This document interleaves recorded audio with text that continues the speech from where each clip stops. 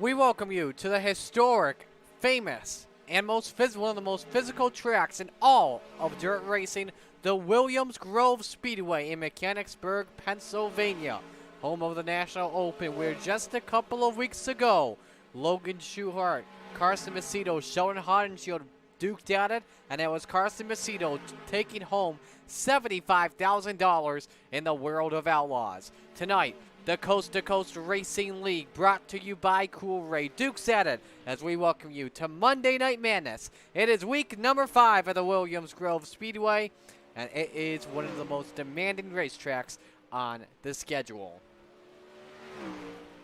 Tonight we begin with the Outlaw Raiders, part of Monday Night Madness, and we have a good one for you tonight with the Raiders. We welcome you to the SBGC 3D printing pre-race show at the virtual Williams Grove Speedway for tonight's live coverage of the Coast2Coast Racing League. Tonight's race is just one of 17 Coast2Coast Racing League divisions that compete during the week, and we're happy you've joined us for the program. SBGC has been involved in 3D printing since 2016.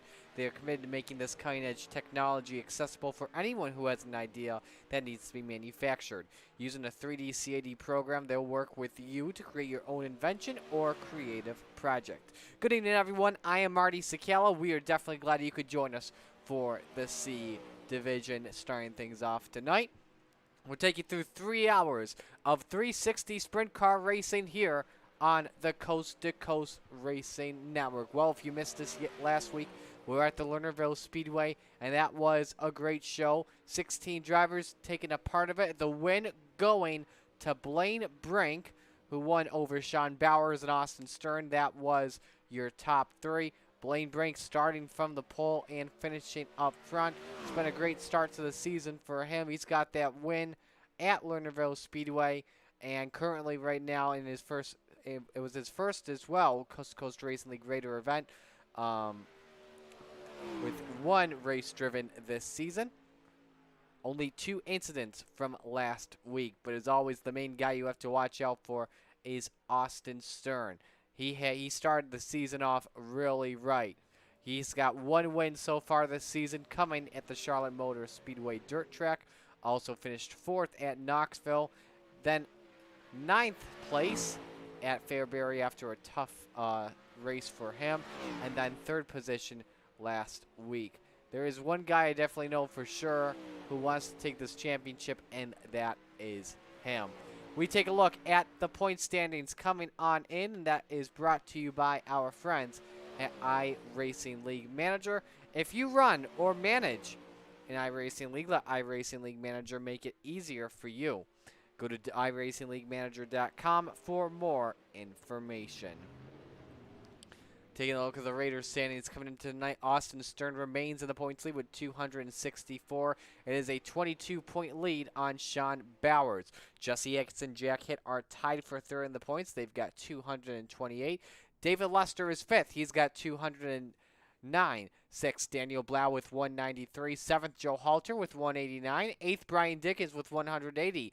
9th, John Rayner, 157. Chris Schaefer is 10th with 156.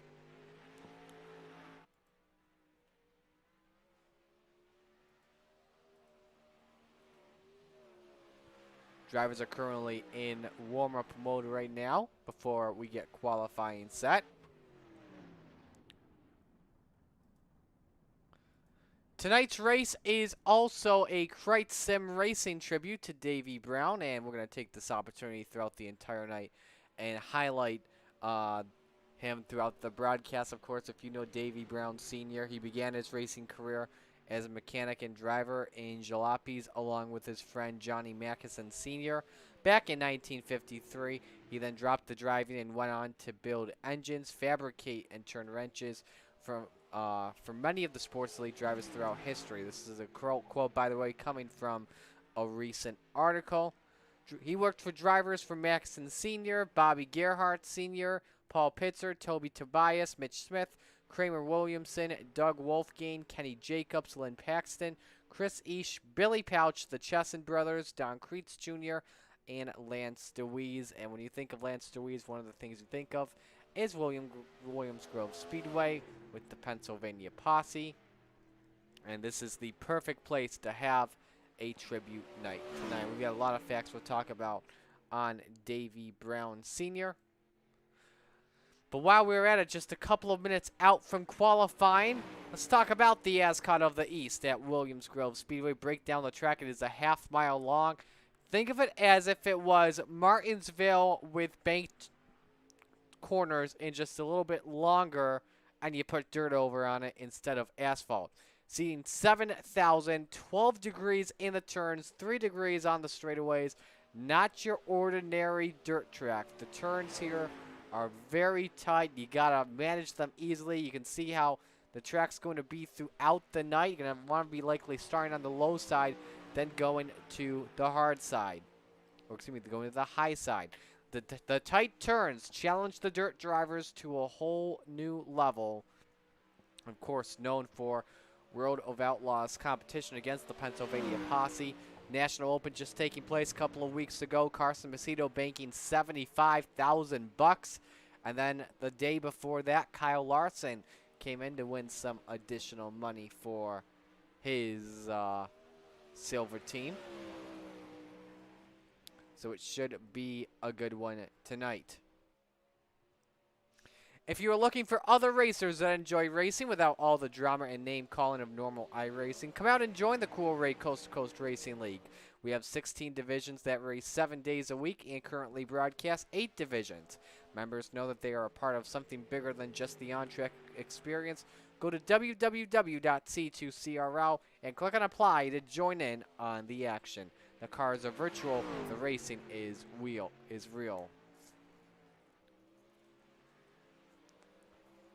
According to the entry list that we have on our screen on our live leaderboard, I believe we've got 21 drivers that are attempting to race with us tonight. Of course, Austin Stern, currently 5th quickest in practice, is the main guy to watch for in every Raiders event.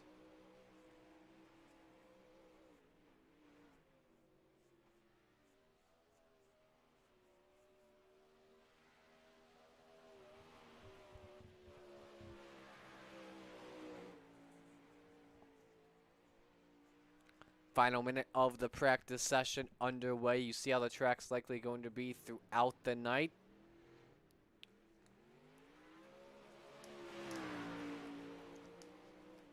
Going to start fresh, then everyone's going to be on that bottom. Then they will likely have to utilize the top shelf as the track starts to blacken up, starts to get a little bit slick. They're going to want to find the closest to the cushion as much as they can.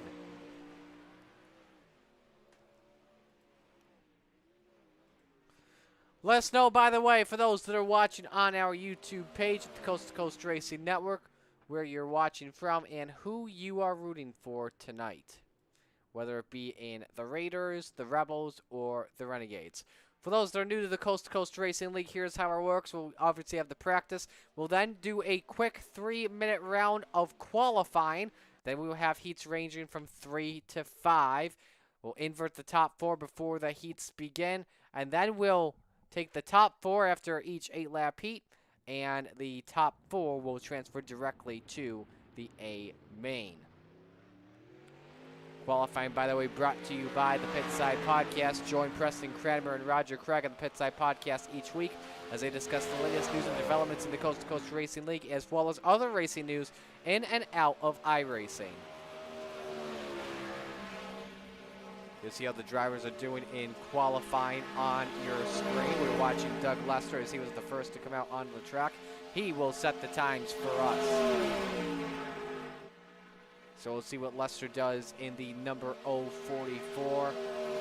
Not a good lap 1 for him, but he starts the timing out with a 18.050.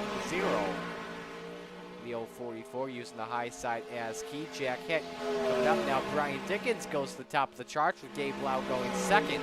Alan Duranco now says I want second back. Same with Austin Stern. Brian Dickens, by the way, just ran a 17.75. Doug Lester completing lap number 2 with a 17.9. The laps are starting to get a lot faster. Chris Forsythe in third, just a little bit faster off of turn 4 than his previous lap. Let's see where he ends up.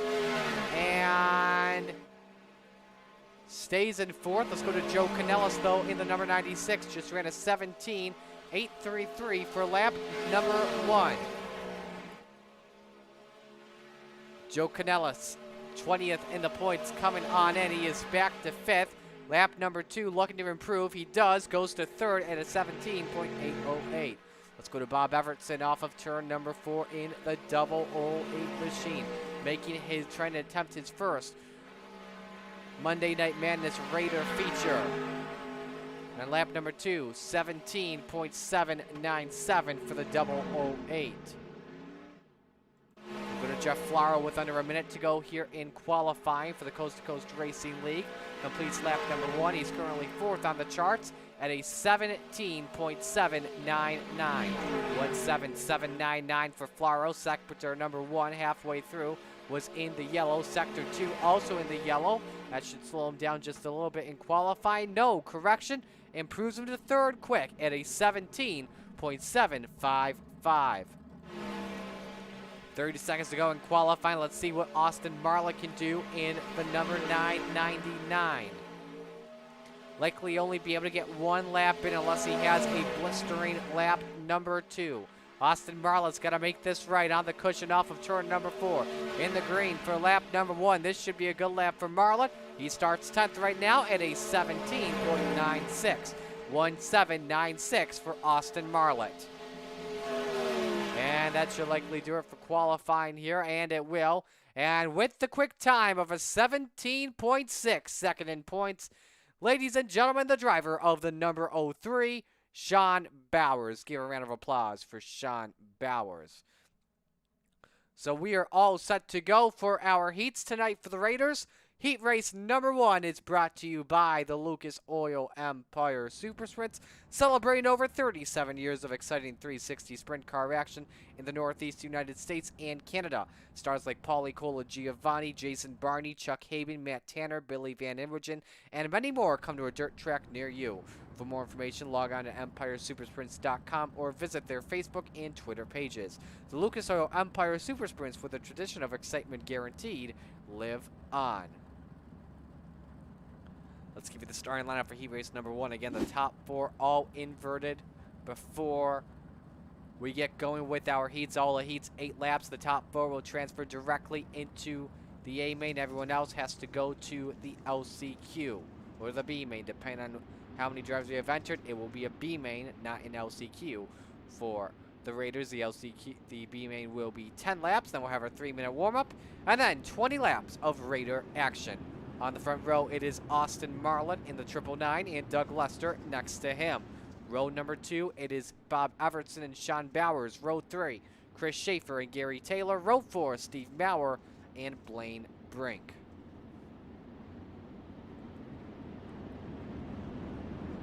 So we get things set to go here around the half-mile facility. 1 lap to go until we get the green flag, and there you see all the virtual fans here.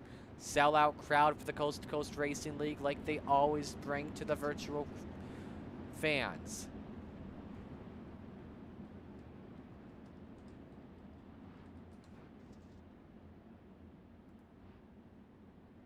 Again, tribute night to Davey Brown, brought to you by Kreitz Sim Racing. You couldn't think of a better place to do it than Williams Grove Speedway.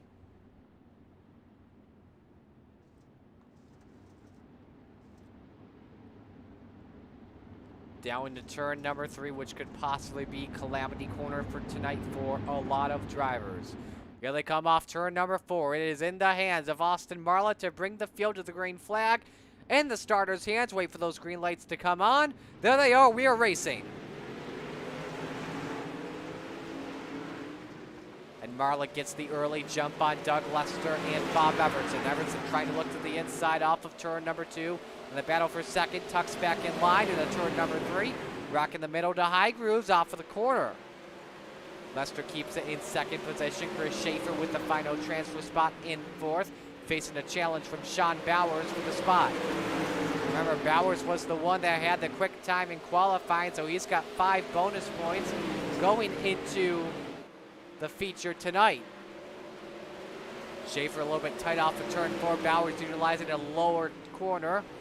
Bowers on the inside, and there goes Schaefer up on 2 wheels and on his wing. Back on all 4s, but that's putting him into a B main spot. There you see Blaine Brink in the number 021.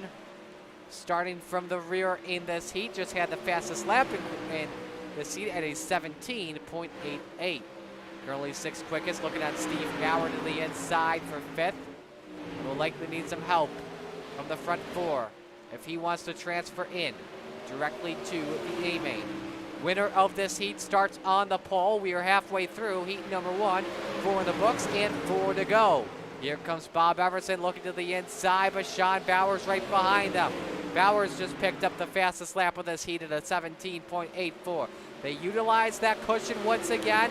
That will continue to get higher and higher throughout the night. Track is definitely looking tacky except for turn number 3 where you can see it's gotten slick, and later on it starts to rubber in off of turn 4. Lester exits at a lower advantage. Oh boy! 2nd and 4th touch. Sean Bowers backs out of it. Keeps it in 4th position. That nearly got to be disastrous, where it would have taken likely 1, 2, or all 3 of them out of the A main for right now. Let's help now Austin Marlett pull away and look for his first pole in his first start with the Coast2Coast Racing League Raiders. Lights, white is out, 1 lap to go for Austin Marlett. We got reports that Blaine Brink and Chris Schaefer have crashed off of turn 4. Marlett picks up the heat win, followed by Doug Lester, Bob Everson, and Sean Bowers. So we will definitely watch Austin Marlett very closely throughout the night tonight.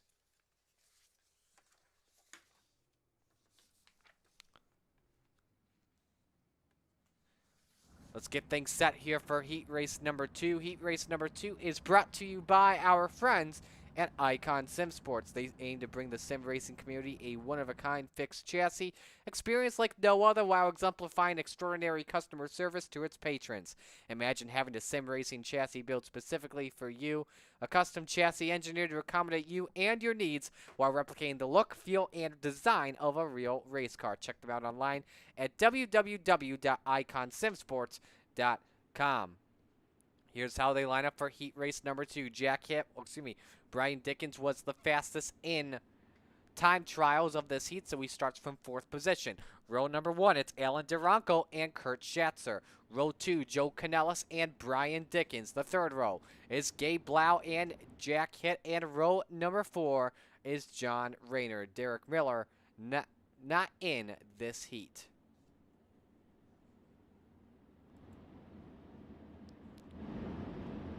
Field work making their way off of turn number 4. 1 lap to go before we go green flag racing.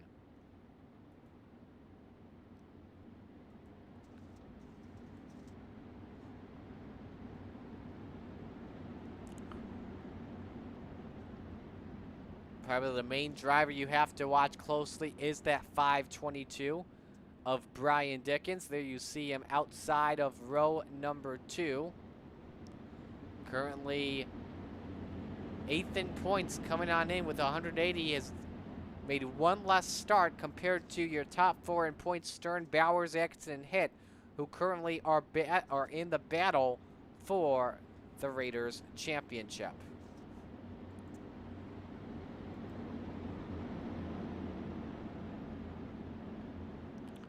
Pace truck is in the hands of Alan Duranko to bring the field back to green. Schatzer backs off just a little bit so he avoids getting ahead when the green flag comes out. And we are racing for heat race number 2.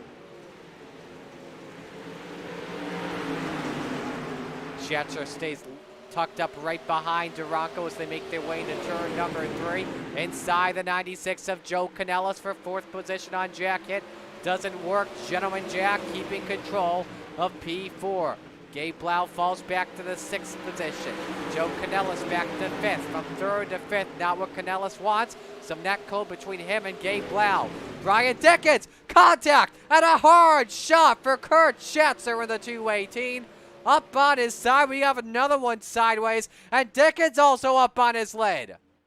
So a 3-car accident within just about a 500th of a mile. And it's Duranko in the lead, who has the fastest lap of this heat at an 18.1. Jack Hitt is 2nd. Gabe Blau is 3rd. And now John Rayner from the last spot in heat race number 2 is in 4th. Canellis back in 5th, but he has lost a lot of speed in that number 96. And Canellis says, you know what, I am done. Halfway home in heat race number 2, coming to 3 laps to go. Duranko using the top shelf where Mama puts the chocolate chips and the cookies. Low line definitely starting to rubber in on entry, exit. Nothing really yet, still a little bit tacky in that part of the track.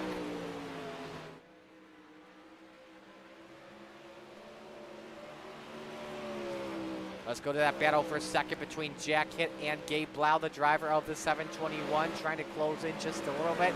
He just ran the fastest lap of this heat race at an 18 flat. Gabe Blau not running for the championship as of right now with 146 points. Keep in mind, if you do one less race compared to the full schedule, you only have 1 drop. If you do the full, you have to do 2 drops. So we will see how that plays out. Off of turn number 4, it's going to be Alan Duranko that starts in 2nd tonight for the Raiders at Williams Grove Speedway. For 2nd is Jack Hitt over Gabe Blau, and Blau racked off in 2 of those last 3 laps. Fastest laps of the evening at a 17.98. John Rayner makes the final transfer spot. We go to heat race number 3, which is brought to you by the Super Dirt Car Series. And my goodness, coming off of an incredible Super Dirt Week at Oswego, Super Dirt Week 49. The Northeast Premier Series, showcasing the big block modified Premier drivers. From Florida to Canada, the Super Dirt Car Series visits some of the most exciting dirt tracks in front of the biggest crowds. They're the ground-pounding, earth-shattering, window-rattling beasts of the Northeast. It's the big block modified Super Dirt Car Series. And speaking of that, I just got a text from Dino, the main guy in charge of Dirt Car Northeast and the Super Dirt Car Series. He says, see you soon. We'll be running the Rebels. So he is back after a long week in Oswego. And definitely was a pleasure to cover that event.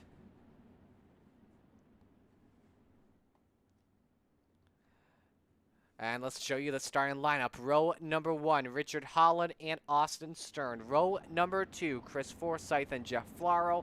And row 3, Daniel Blau and Bob Curtis. 6 drivers vying for 4 spots. And there you see Curtis and the number 012 just getting off the pace just a little bit.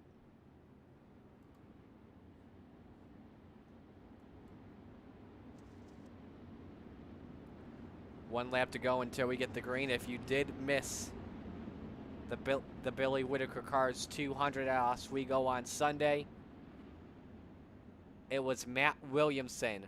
Back-to-back Super Dirt Week wins and cashing in another $50,000. I don't call him Money Matt for nothing. In other races, it was Stuart Friesen in the 358s. Friesen's first Salute to the Troops 150 win. In the Sportsman, it was Zach Sabatka taking home the Chevy Performance 75, his first Super Dirt Week win, and Chad Jessio, pending inspection, winning the Pro Stock 50. As we get ready to go green here in heat race number 3.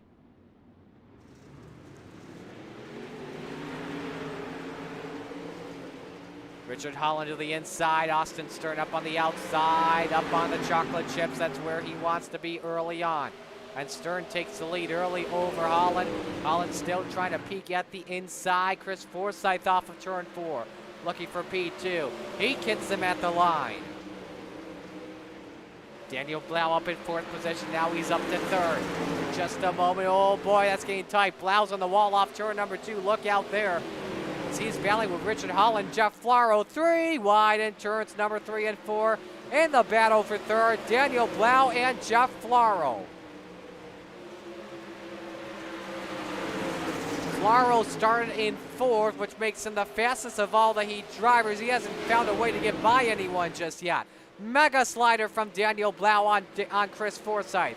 Gets 2nd, barely by an inch of a front wing. Forsyth still trying to fight back. Oh, Blau all the way up in the sweet stuff off turn 2. 3 wide once again. Forsyth backs out of it, tucks it right back in line. And Daniel's up on the wall once again, loses control of the car, doesn't hit anyone, and somehow maintains control of 2nd. Forsyth again trying the inside for P2, but backs out of it, and now Jeff Flaro is up to 3rd. Richard Holland is up in the battle as well, right in 5th position. Flaro shuts the door and he wants 2nd on Daniel Blau, tries to put the slide job, and Daniel keeping 2nd spot. Damn, Daniel, I don't know how you play defense like that. 3 laps to go in the 3rd heat race of the evening. It's Austin's turn. Daniel Blau, Jeff Flaro, Richard Holland. Chris Forsyth, the first one out in 5th position. It doesn't seem like he's got anything for Rich Holland unless the 3 ahead of him take each other out.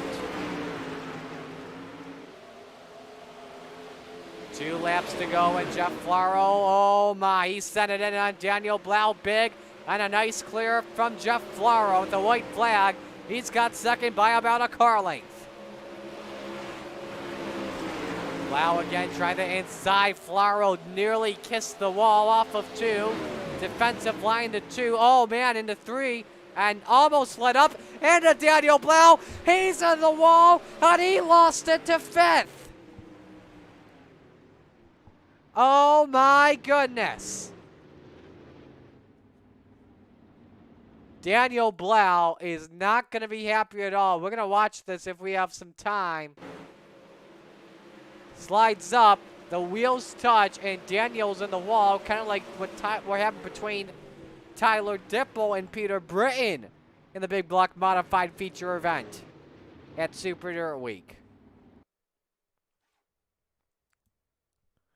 That was something right there, and because of that, Daniel Blau has to start 3rd in the B main. Tonight's B main brought to you by Chip Bangers Racing. Let's give you the starting lineup. Again, all drivers make the field. We have, I want to say, a field of 21, the final car count. Blaine Brink and Joe Canellis in row number 1. Row 2, Daniel Blau and Steve Maurer. Row number 3, Kurt Schatzer and Bob Curtis. The 4th row, Gary Taylor and Brian Dickens. Row 5 is going to be Chris Schaefer by himself. Nathan Aldrich and Derek Miller not eligible for this race.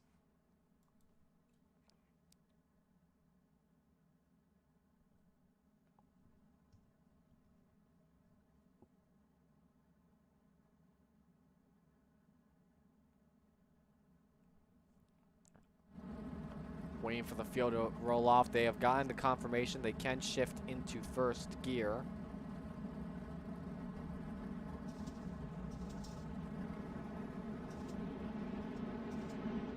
And they roll off.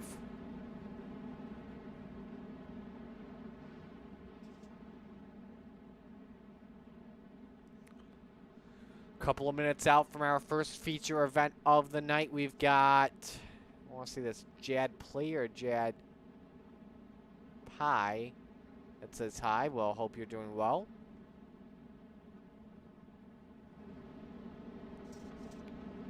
That is on the Twitch stream, by the way. All of my iRacing events we cover is streamed live on twitch.tv/MartyCicala. So make sure you go give that a follow if you like all my commentary action. We've got 1 lap to go until we get the green flag. Blaine Brink all on pole for the B main. Took the win last week at the Lernerville Speedway.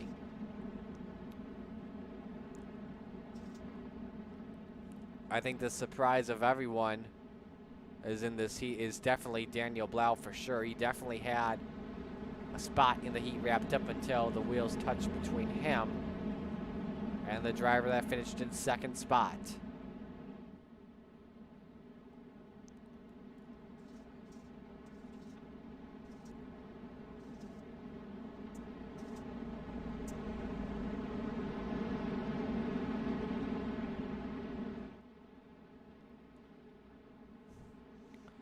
Ready to go for the green flag. 10 laps. Everyone makes it.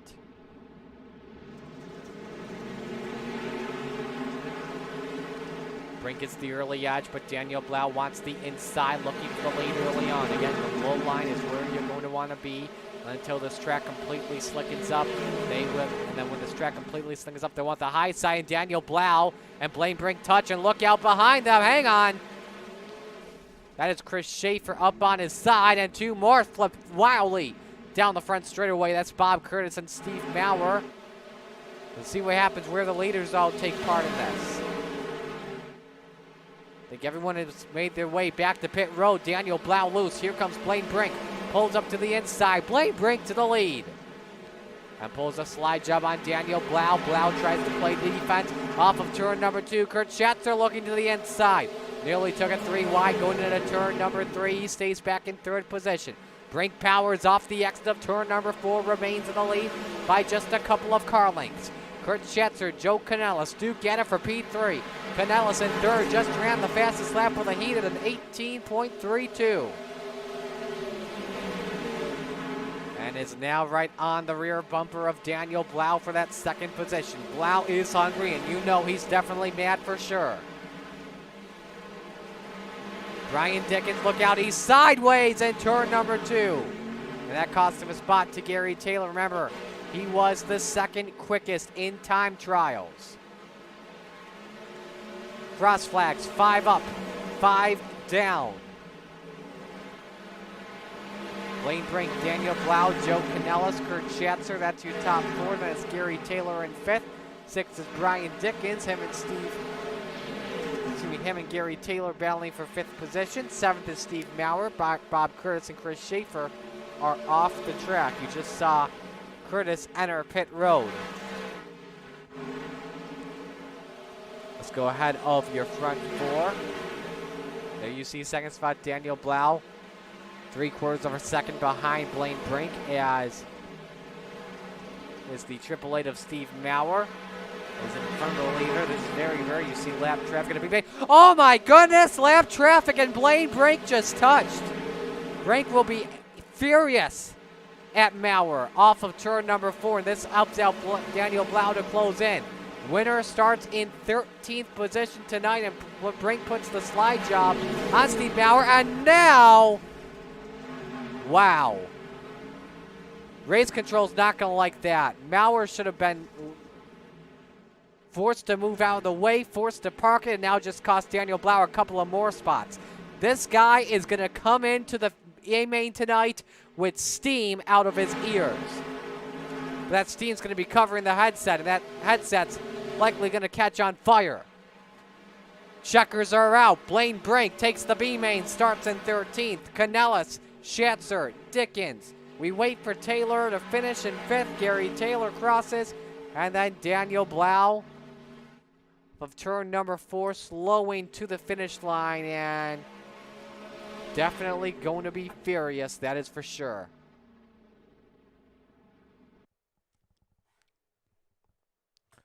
All right, so we're going to pause here and step aside, and when we come back, it is going to be our first feature of the night for the Coast to Coast Racing League Raiders. Stay with us here on the Coast to Coast Racing Network.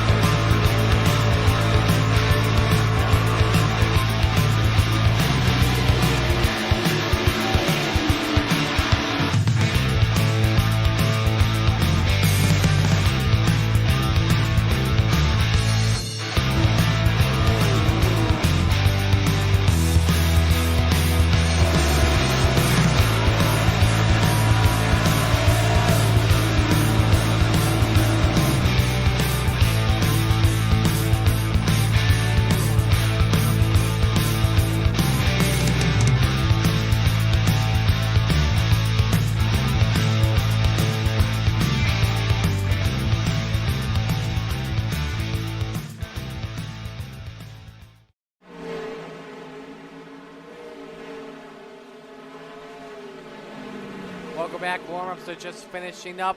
While we're out, let's take this opportunity to make an announcement that the driver of the week is returning to the Coast2Coast Racing League, and it will be brought to you by the Coast2Coast Speed Shop. This is where iRacing meets real racing. There's much to see, so check out all the neat apparel and gifts of Coast2Coast Racing League and our partners. Go to c2cro.com for more information. The last time we had a driver of the week was back in the spring in week 8 when Brian Moore received it.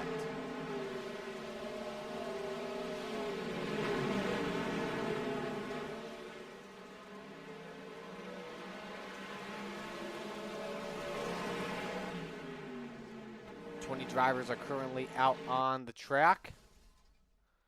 And that's going to do it for us. Jeff Flaro, the quickest in 18.2. So, ladies and gentlemen, with that said, let's meet the starting lineup for the first feature of the night. On the front row, it is Austin Marlett and Alan Duranko, both of them making their Raider debuts tonight. Row number 2 is Austin Stern and Doug Lester. Row 3, Jack Hitt and Jeff Flaro. The fourth row is Bob Evertson and Gabe Blau. Rounding out the top 10 is Richard Holland and Sean Bowers. Row number 6 is John Rayner and Chris Forsyth. Row 7 is Blaine Brink and Joe Canellis. Row 8, Kurt Schatzer and Brian Dickens. Row 9, Gary Taylor and Daniel Blau, Steve Maurer, Bob Curtis. Row 10, Chris Schaefer rounds out the field of 21 for the first feature of the evening at Williams Grove Speedway. We are set for the first feature of the night, but first we have to roll them off.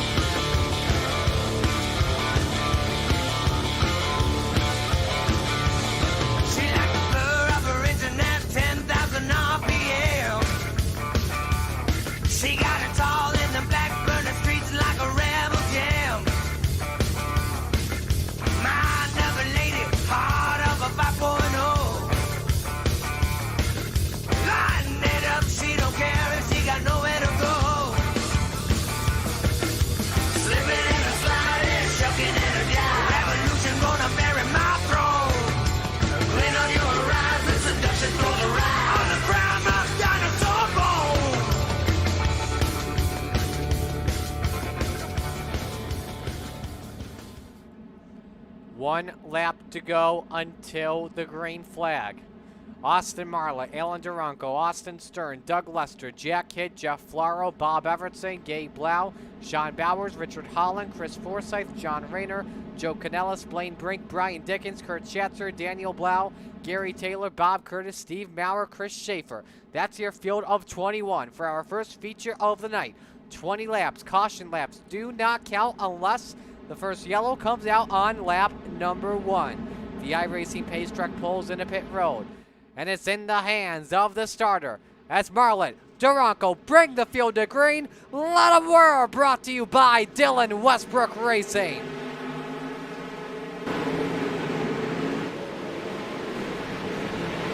Contact already, we got a big wreck. And they're still wrecking even more. Piling in the back straightaway. Bowers is up on its lid. You had Jack Hitt involved. You had Bob Evertson. And this all started thanks to your pole sitter in Austin Marlett. Let's show you what happened on the Malcolm's Mills mill riding replay. And we're going to watch this in slow motion. So the field comes to the green flag. Marlett waited and fired.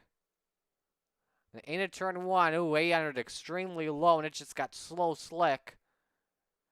Where that low groove just got so rubbered in that the car spun out. And there's Blaine Brink. There's Jack Hitt. So another driver involved as well. And off of turn number 2, we had more junk. There was another car up on its lid. Can't see the number. Is that the 218 of Schatzer? Nope, Schatzer's right there. I can't tell you who it was. But it was a big shot. Austin Marlett, I believe, has been penalized, and if not, he's been called for the evening. So that one driver we believe that was that said I'm done early on was Sean Bowers after flipping wildly down the back straightaway. So the caution laps will count here on after lap 1. This brings us to lap number 4 on the restart. Lights are off the pace truck, so we will go green this time. And boy, that start is definitely something you do not want to see. Justin Sick, green for Spartan Racing, and says, ouch to that. He thinks Daniel Blau's going to win the main event now. I'll tell you this, Blau's up to 14th. It's going to be tough for him to do that. Leader controls the restart. That's Alan Duranko in the 109. We go back to green.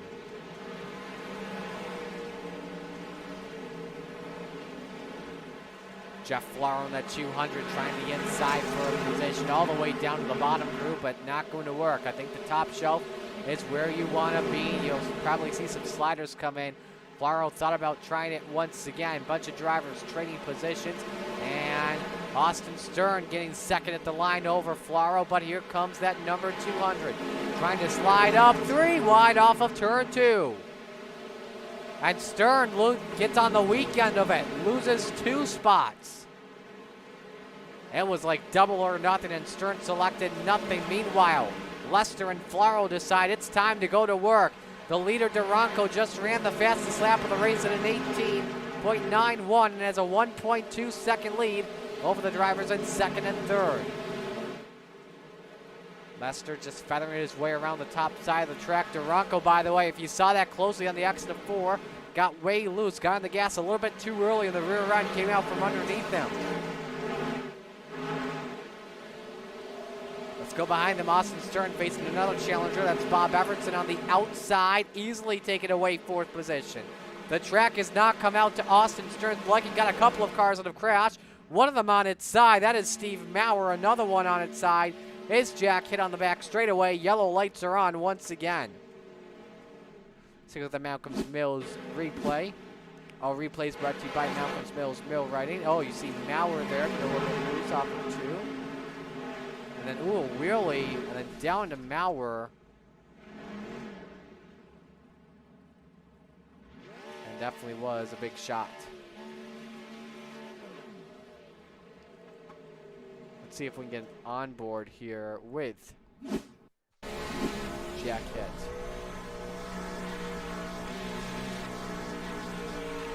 Watch this reel right there.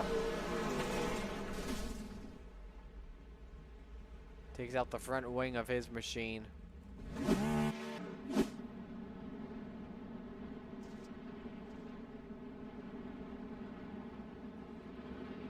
And his night, I believe, is over. Yes, it is for Hitt.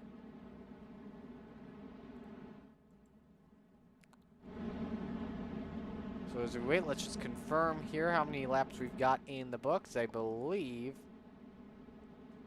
we will go back to green with 6 laps complete.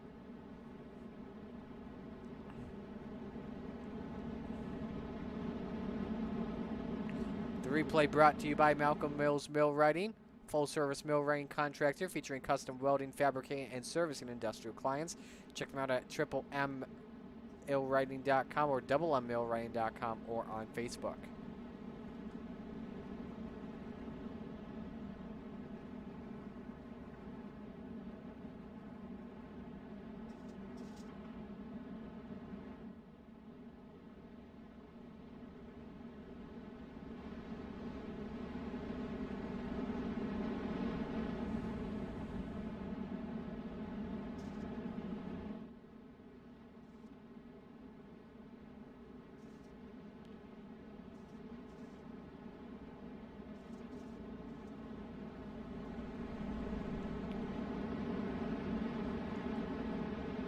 Off of turns 3 and 4, Duranko gets the right to fire first. There will be 14 laps to go when we go back to green. Some drivers trying to get on that high side instantly, like Austin Stern, pressuring Jeff Flaro for third position. Oh, the leader's on trouble! The leader, Duranko! Oh my goodness, how did he keep the machine up on 4 wheels? And that just cost Duranko big time. He's all the way back in 8th position, but we've got a battle for the lead. Lester and Flaro side by side into turn number 1. Flaro all the way downstairs, trying to use that to his advantage, but can't get the power on the exit. That still remains Doug Lester's advantage. Flaro gets it in the entry on the exit, though. It's Lester this time. Flaro clears Lester in the 200, goes to the point. Your top 2 nearly get into it there. Jeff Flaro has only competed in 2 of the 4 races this season. Oh, there goes Lester! Lester up on his side! Side over side, and 2 other drivers involved. This will bring out a yellow flag. I think Austin Stern got involved as well, and 1 more car did. That's actually Forsyth you see right next to Lester.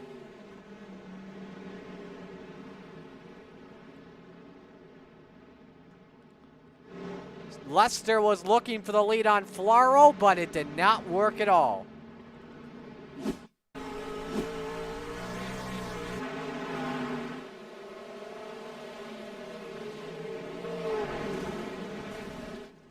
Just got into the wheel, and look at Stern. Oh my goodness, I don't know how he saved that thing. There's another car we saw around 2. Watch that car on the inside of Austin Stern. Is that Forsyth? I believe it was, yes. And somebody else got involved, the car with the front wing. A couple more drivers making some contact there.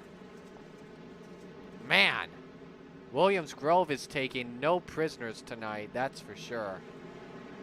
Let's ride with Lester here. This gives you a much better perspective on how this happened. Oh yeah, just got into his wheel and just trying to make sure he didn't have any contact, and he took himself out for that.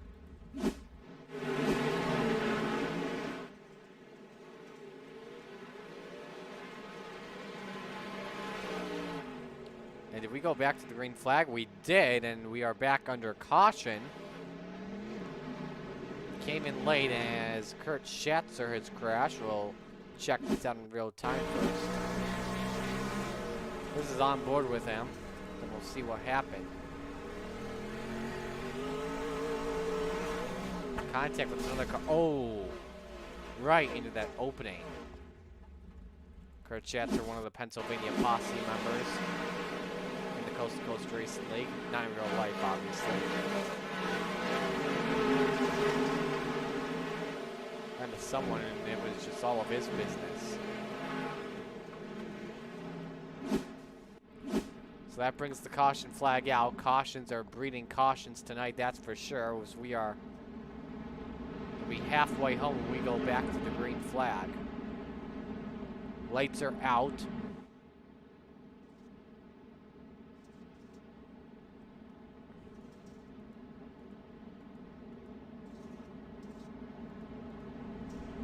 Ready to go back to green with Flaro as the leader. He gets the right to when and where. Let's go. Flaro holding the serve on Austin Stern. Bob Evertson is third. Fourth, Richard Holland. Fourth is Alan Duranko after his mishap on the restart beforehand. And could he have an advantage on Everson here on the X as Everson slide it in turn number 4. Everson utilizing the high side. No, it's going to be really tough to pass down to the bottom of the track. Flaro had his car dialed up for the bottom, but now Austin Stern wants a grab at it. 8 laps to go at Williams Grove Speedway for the Raiders. Coming up next, the Rebels, brought to you by the Empire Super Springs. Let's watch Stern here off of turn number 2. Blaine Brink just set the fastest lap of the race with an 18.84. Goes down to the bottom. I think Flaro knows it now.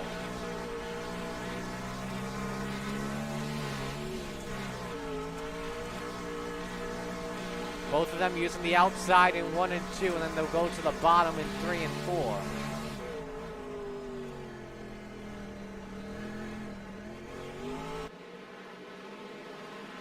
Six laps to go for Jeff Flaro, and he wins in Monday Night Madness. It'll be his 8th win of the season. We've got one car that just crashed. It's Bob Curtis. He jumped to the pits. No harm, no foul. Let's go for 3rd spot here. Between Bob Everson and Alan Duranko. Look at the mess behind here too.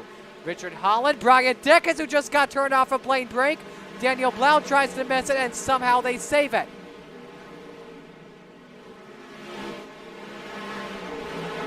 And we're back to yellow.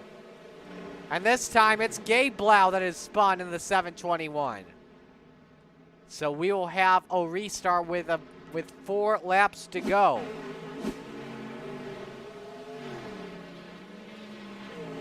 This happened on the exit of 4 with this guy here. Oh, man. That is the 302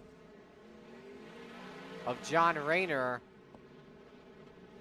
A nice save for Gabe. Let's watch his onboard.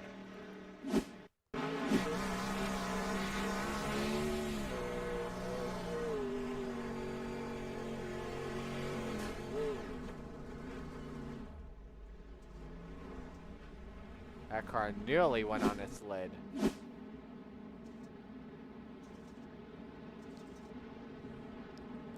So, it is confirmed. It will be a 4-lap shootout when we go back to the green flag. Lights are out. Jeff Flaro looking for his 8th win in the Coast2Coast Racing League.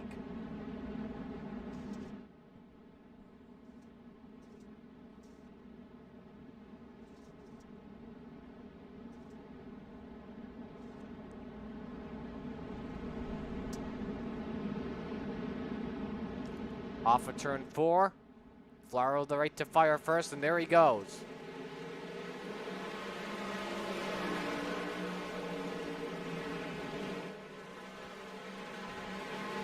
Flaro holding serve, a big mess behind them. One car up on its side, and that's Holland. Falls back to 12th, got into the wall early on, not the restart he wanted. Here comes Daniel Blau, who is up to 5th position. Looking on Duranko. He wants another yellow badly.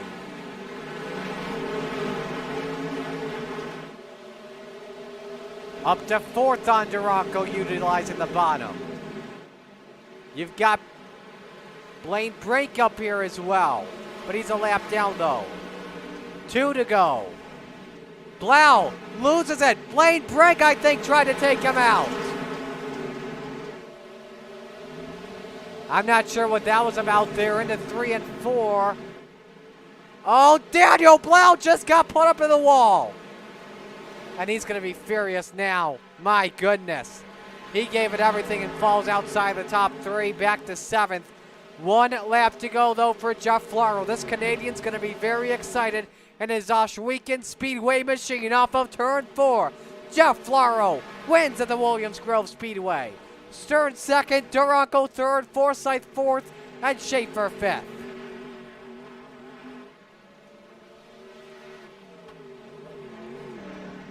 Jeff Flaro gets the job done. And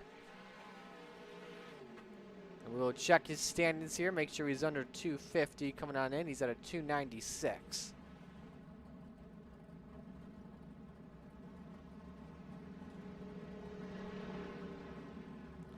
Top 3 will pose for a ceremonial photo.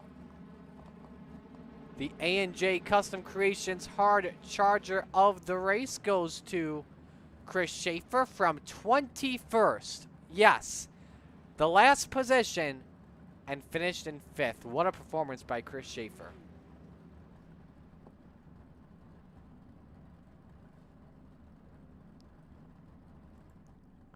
Now we get ready to go to Cool Ray Victory Lane and talk with your top 3. We'll have to make it quick as we are just a few short minutes out from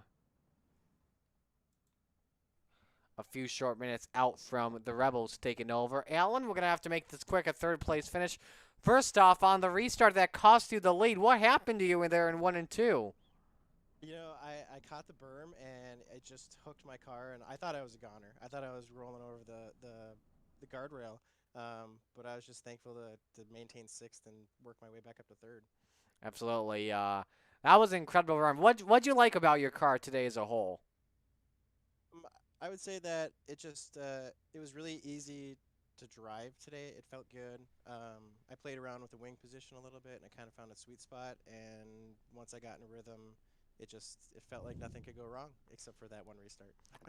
All right. Will we be seeing you in the next race, the Rebels, or no?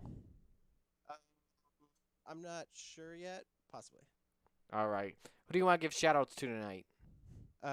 Flex Motorsports, Artfly, Adventure Graphics, and like the Coast2Coast Racing League. It's a lot of fun racing with you guys.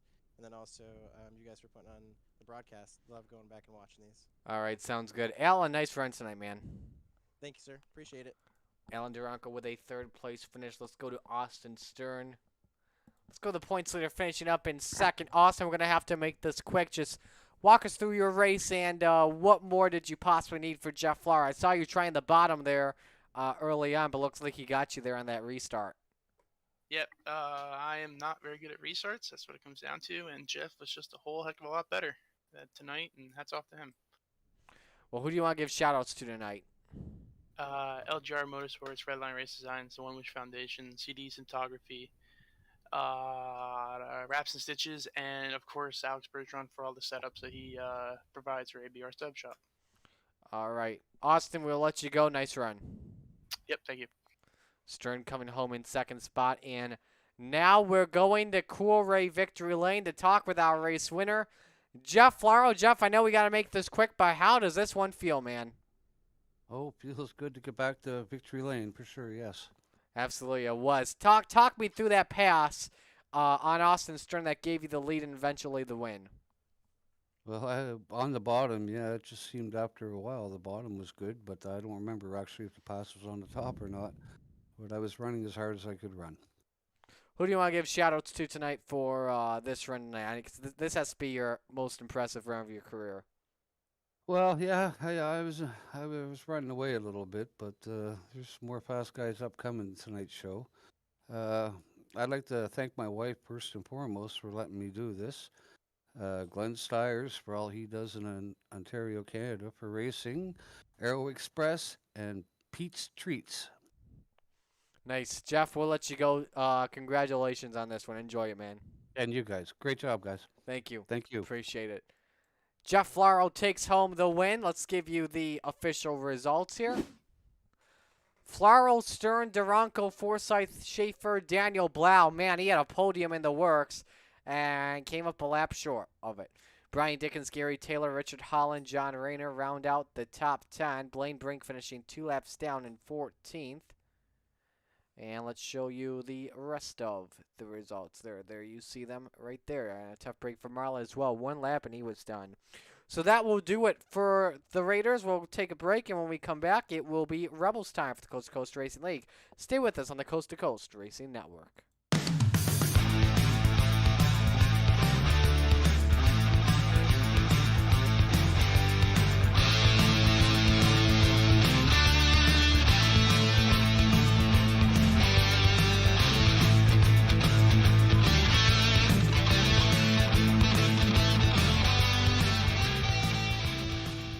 People want to have a one-stop shop.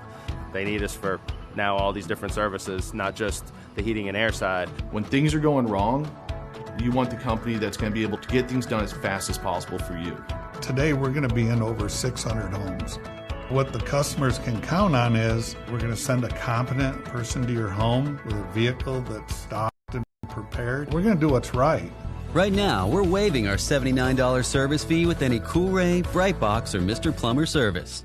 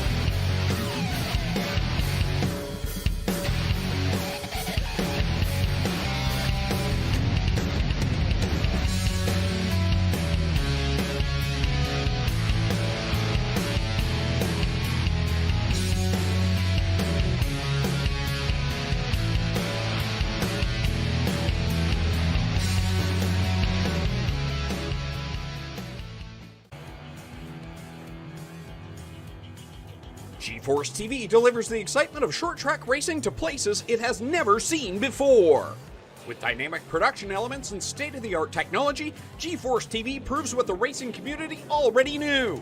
Race fans are plentiful and they are hungry for excitement. Last year, GeForce TV streamed over 250,000 hours of intense racing action for fans all around the world. Nearly 750,000 fans viewed our streams and on-demand videos. By the end of the racing season, our subscriptions rose more than 400%. What does all this mean for you and your business? Motorsports marketing in Canada has never produced such amazing and measurable results. Cashing in on the benefit of motorsports marketing is easier than it's ever been. Work with a team, work with a speedway, work with a series, or join the excitement directly with us at GeForce TV. We are excited to see you all back at the races. But until then, see it all on GeForce TV. Subscribe today for free at GeForceTV.net.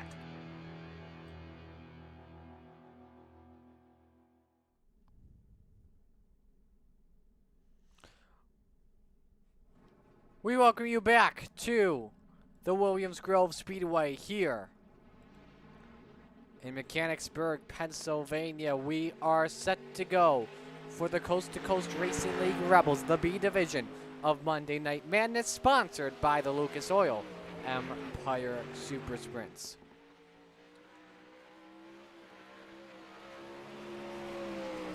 Well, friends, we'll take this opportunity to get right into the thick of things. So let's bring you what happened last week with the Rebels.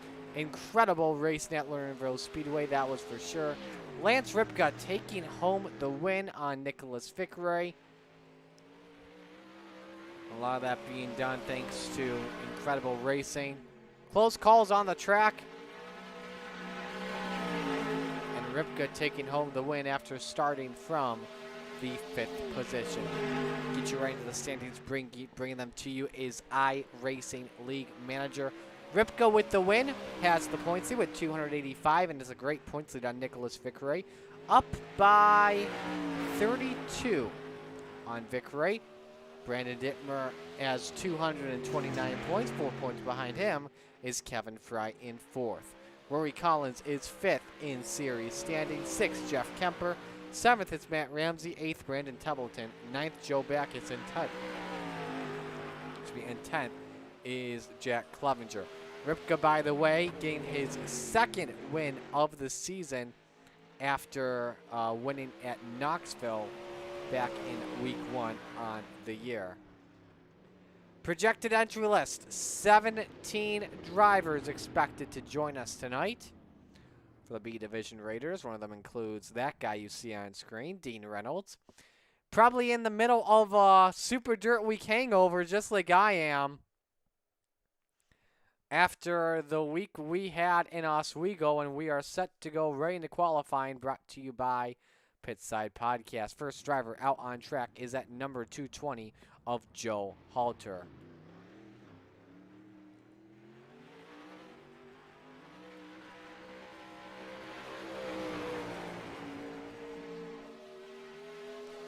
See how your favorite driver is doing and qualifying their times and positions on the bottom of your screen, how each driver is doing, and where everyone stands on the top left. Kevin Fry working his first lap at the moment in number 21. When is he going to get that win is the question.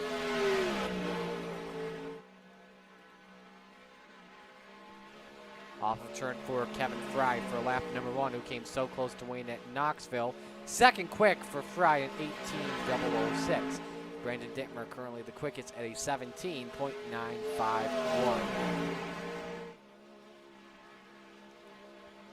Dittmer a little bit loose on the exit. Brandon Templeton is in the purple. Couple of drivers in the purple. Templeton goes quick time. 17.885. Go to Derek Miller off turn 4. He's in the wall. He's called it his lap. Kevin Fry 3rd. Roger Craig is up to 4th. Rory Collins off turn 4. Trying to beat 18.231. Improves to 10th and an 18.207. Let's go to Jamie McCarran, the Aussie, in the number 211. Lap 1's in the books. He goes second quick at a 17.938, 17.938 for Jamie McCarran. J-Mac making his way off of turn number 4. Lap number 2 in the yellow in sector 1, but you never know. Could it improve? Yes, it does. Quick time for Jamie McCarran at a 17.854. A minute to go in qualifying, and it's Nicholas Fickrey. Lap 1 is third quick at a 17.936. He's the man that finished second last week and is second in the standings coming on in. Faster than Lance Ripka by a lot off of turn 4. Nicholas Fickrey slower within the yellows, 18.07. First lap time, though, is third at 17.936. Duranko, it's going to be close if he can get lap number 2 in time. He just put lap 1 up on the board. He's 11th quick, an 18.17 for Alan Duranko, the man that just finished third in the previous race. I believe Duranko was the only driver that made his way up from last week and does get that second lap in time, but does not work, an 18.18. Ladies and gentlemen, with the quick time in the number 211 from Australia, it's J-Mac. Round of applause for Jamie McCarran. McCarran's only made one start on the year so far in the Rebels.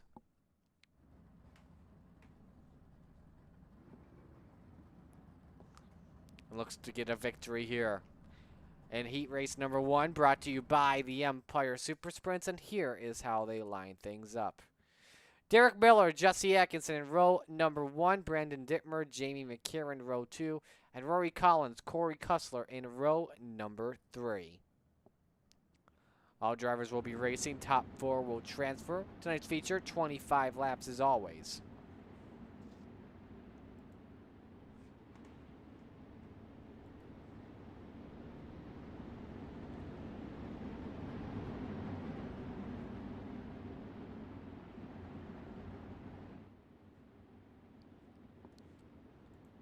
Main driver to probably watch out for is Jamie McCarran. Picked up a couple of wins in Coast2Coast Racing League competition.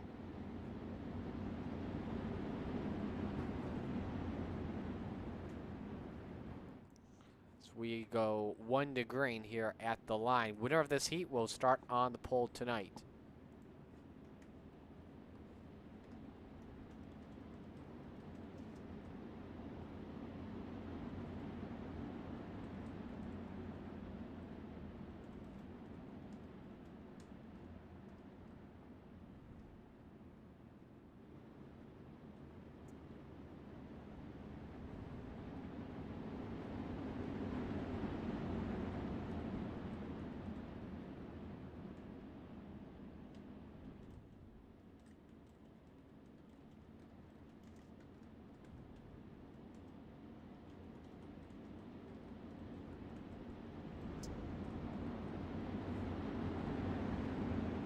So ready to go to green for the first heat race tonight for the Rebels. Off of turn number 4 in the hands of Derek Miller.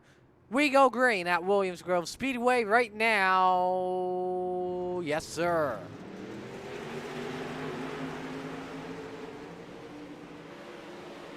Derek Miller moved up the middle. Look at this. 3 wide off of turn number 2. And the advantage to Jesse Atkinson early on. And we stay 3 wide off of turn 3 and 4. What a first lap to start the evening for the Rebels. Atkinson leads Miller, followed by McCarran, and Brandon Detmer 3 wide again at turn 2. Look at that. That's just incredible racing. McCarran slides up and clears Derek Miller for second. And now McCarran sets his sights on Jesse Atkinson. The latter getting the fastest lap of the race, 18.02. For third, Brandon Dittmer slides on Derek Miller. He's into third position. Now Miller currently on the bubble. What does Corey Kussler do about it? He looks to the inside, possibly the 2-for-1 discount at his local grocery store.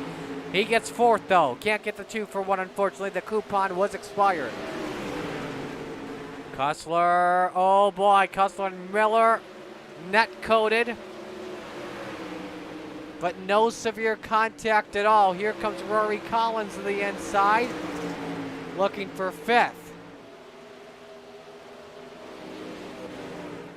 Miller fades back. Let's go back up to the front, though. We've got a battle for the lead on our hands between Atkinson and McCarran. 3 laps to go in heat race number 1. Winner starts on the pole.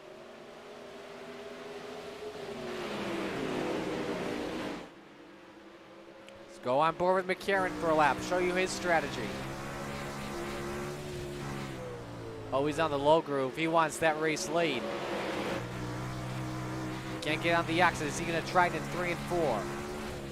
He just set the fastest lap of the race, 17.87 earlier. Can't get it to work there. Final lap underway for the first heat. Low line starting to get rubbered in just a little bit compared to the cushion. And I don't think it's going to work at all.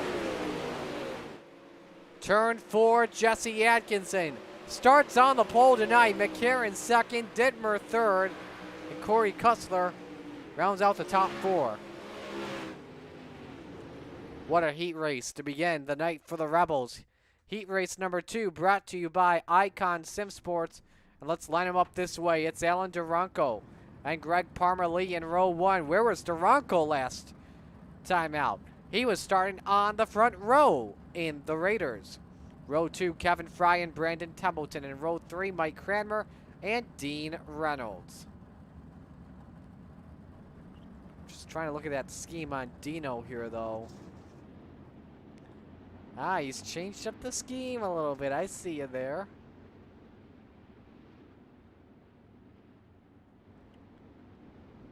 Not bad of a scheme for Dean, that's for sure. Be 1 lap to go until we get to green.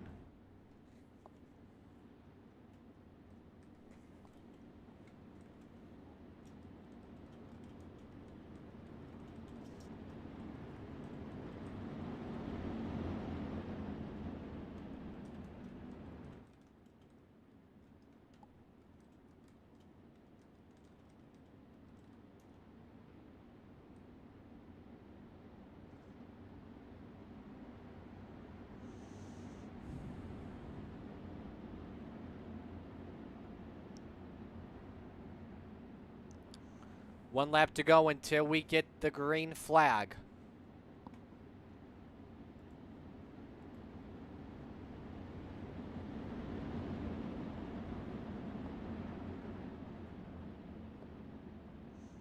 Duranko in the 109. Now attempting his first Rebel start of the year, and he is on pole. Been very fast with the sprint car at Williams Grove throughout the day today.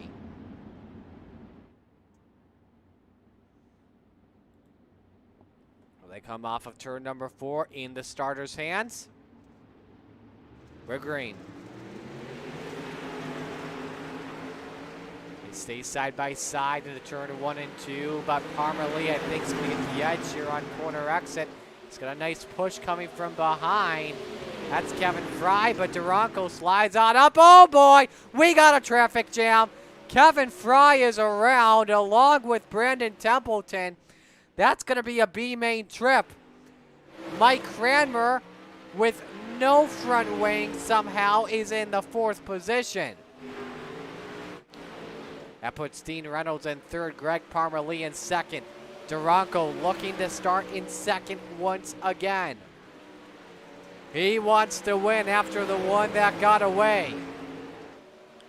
But he better look out, though, because Greg Parmer-Lee is there right behind him. Reynolds, by the way, fastest lap of the race, 18.25 for Dino. He's got no Super Dirt Week hangover, that's for sure. And now Duranko goes 18.10. Parmer-Lee went 18.11. Here we go. Battle for the lead in Heat 2 is on. Cross flags out for complete, 4 to go. Oh no! Oh my goodness, are you kidding me? Durango just went into gymnastics mode. What in the world happened? Did he hit the wall in turn 1? Oh, just at the ending of that wall, and oh. Parmalee was just a passenger.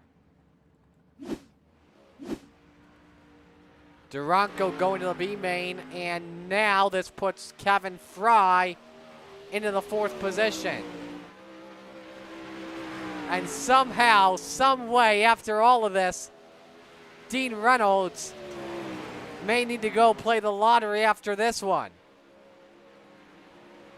Final lap for Dino. Big lead, 2.7 seconds. Parmalee still has 2nd spot in Heat 2 with Mike Cranmer behind him. But a dot ahead is Dean Reynolds, who will start from 2nd spot tonight in the feature for the Rebels. Reynolds takes Heat 2, followed by Parmalee and Cranmer. We wait for Kevin Fry off of turn 4. And there he is. Man. That was damn crazy for sure. All right, let's move to heat race number 3, brought to you by the Super Dirt Car Series.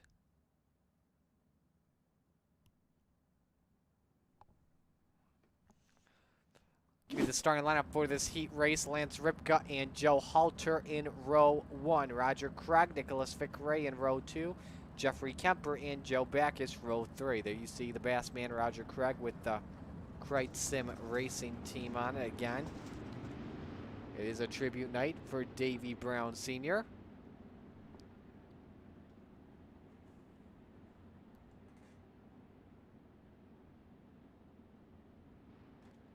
One of the notable moments actually here at Williams Grove Speedway in 1978 guided Kramer Williamson to a win in the National Open in Ed Karwoski's Apple House Special. It was Davey's first National Open win and also sanctioned by the World of Outlaws, so that was pretty cool.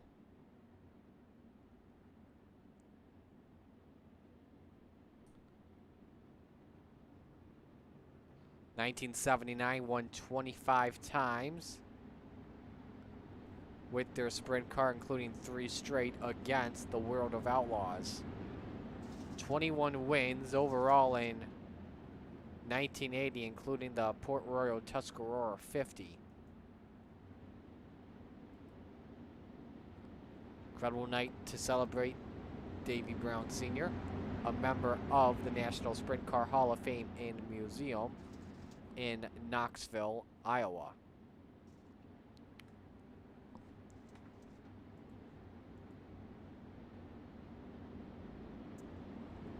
So here we go, ready to go for the green flag. Top 4 transfer. The winner of this heat will start on the 3rd position. I believe this is the final heat for the Rebels.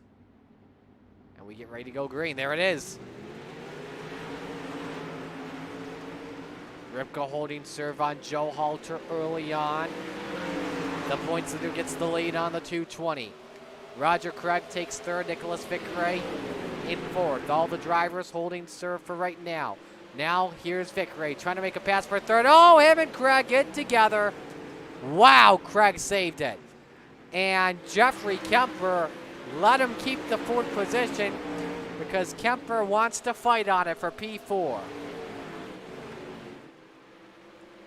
Track definitely looks like it's a track that's going to be really tough to pass tonight, from what we can tell in this 3rd heat race. Fickray just ran the fastest lap of the heat, 18.25. Battle for the lead is on between Ripka and Halter, about a car length and a half. Separate the top 2 off of turn 4. Continues to be Ripka. Ripka, your points leader. 2 wins on the season, including last week at Lernerville. Has an IL of 108, so he is definitely eligible for Renegades competition. later tonight. 130 total laps, only 14 incidents. But Joe Halter has really been possibly the best driver in Rebels to not yet win this season. 3 laps to go in heat race number 3. Vic Ray continues to contend. Looking for second. He's got to run up on the outside. Halter had too much oversteer in turn number 2, and he's got a problem with the machine. That car cannot drive, and he's back to third. 2 to go. Can he hang on to that thing for 2 more laps? Can Ripka hold on to his thing for 2 more laps and start in third?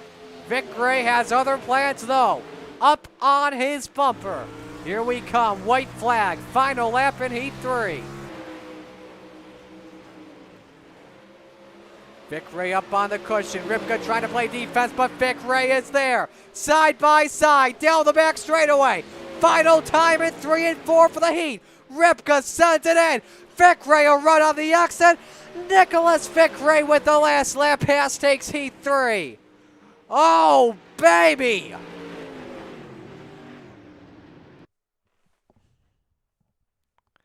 That is how the heat's end for the Rebels. We go right into the B main. And the B main brought to you by Chip Bangers Racing. So we already know 12 drivers who will come on in. Let's give you the final 6 that will make it in. We just got to determine their starting positions. Rory Collins and Alan Duranko in row 1. Joe Backus, Derek Miller, row 2. Brandon Templeton and Jeffrey Kemper in row number 3. 10-lap B main. Determine the final 6 spots. And then will be a 3-minute warm-up, and then the feature for 25 laps tonight.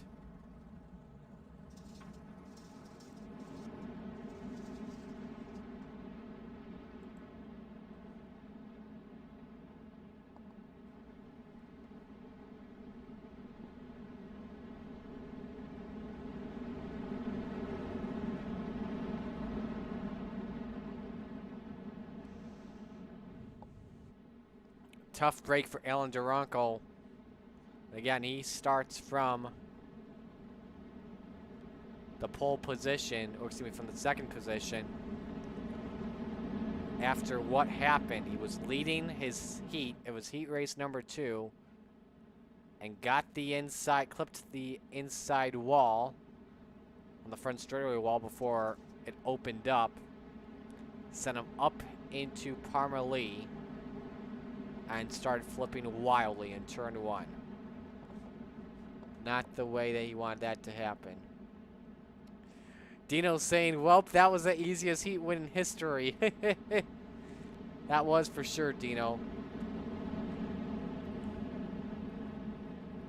Back in the Raiders feature, Dittmer says that reminded him of his trip to Charlotte last season. I think he was talking about Duranko there. Let's see if Duranko can turn this bad luck around with the win this B main and have a 13 starting spot. In the hands of the starter, Rory Collins has to maintain a good pace ahead of Alan Duranko when we come to the green flag. Let's go.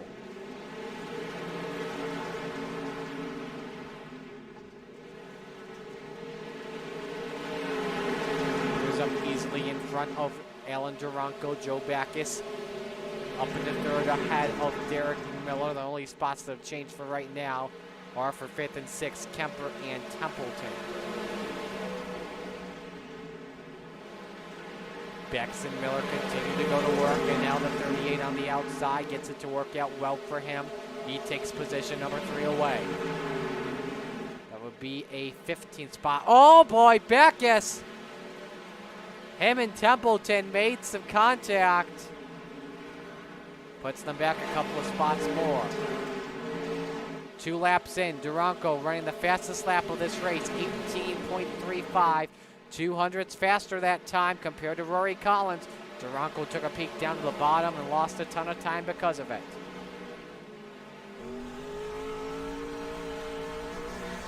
Staying right there, but from that perspective on the camera, you cannot see Rory Collins anymore. In fact, Collins 18.2. Now that's the fastest lap.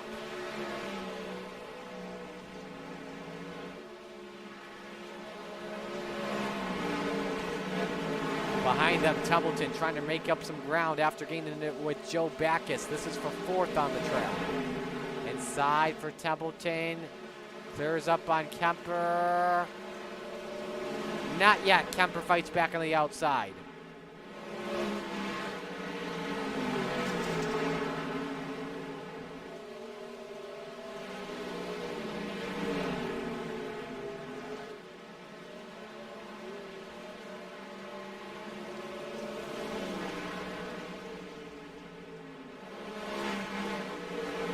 Templeton came on the 4th position. Derek Miller 3rd.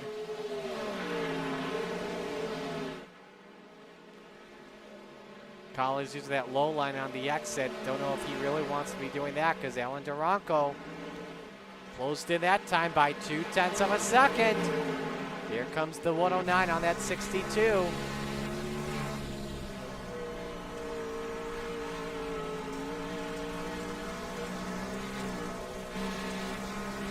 Two laps to go in the B main.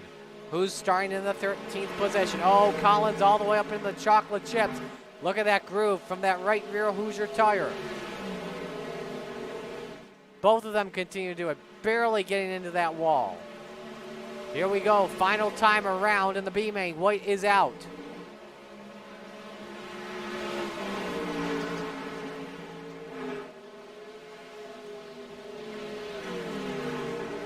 Collins defending on the bottom. Duranko keeping it on the top side, and it's Rory Collins taking the B main, starting from 13th.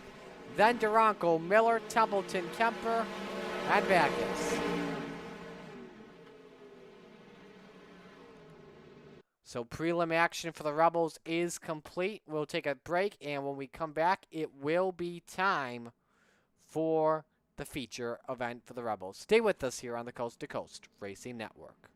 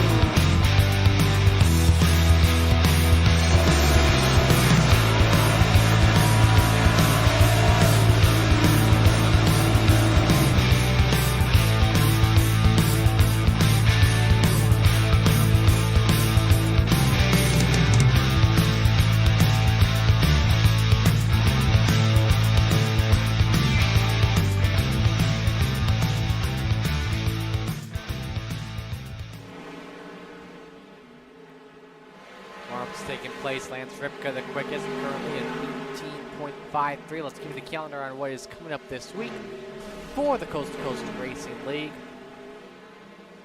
Wednesday night is Hometown Heroes Father-Son Night at Eldora for fixed 305s, 360s, and a Legend Street Stock Battle.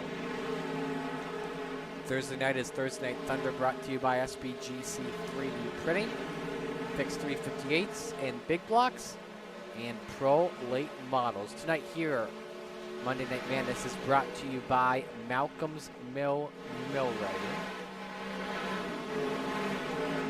Of course, we are definitely glad that they can have us on all season long for iRacing. Next week for week number 6, the Coast to Coast Racing League is at the Kokomo Speedway. So make sure you stay tuned here. Here we go for 25 laps. Let's give you the starting lineup. 18 drivers will take the green flag. It's Jesse Atkinson and Dean Reynolds on the front row. Nicholas Fickray and Jamie McCarron in row number 2. Greg Parmalee and Lance Ripka, row 3. Brandon Dittmer, Mike Cranmer, row 4. Joe Halter, Corey Kussler in row 5. Kevin Fry and Roger Craig in row 6. The rest of the field we go. Rory Collins, Alan Duranko, Derek Miller, Brandon Templeton, Jeff Kemper, and Joe Backus. Set to go for 25 laps around Williams Grove Speedway.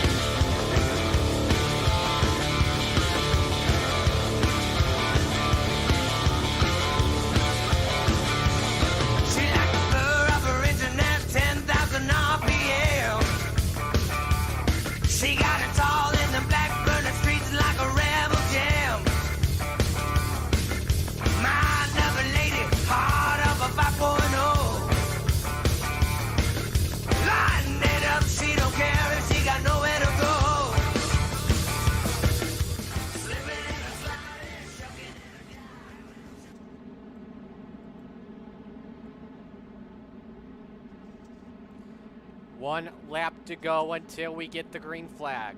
Dean Reynolds, Jesse Atkinson, Jamie McCarron, Nicholas Fickray, Lance Ripka, Greg Parmalee, Brandon Dittmer, Mike Cranmer, Corey Kussler, Joe Halter, Roger Craig, Kevin Fry, Alan Duranko, Brandon Templeton, Rory Collins, Joe Backus, Derek Miller, and Jeffrey Kemper.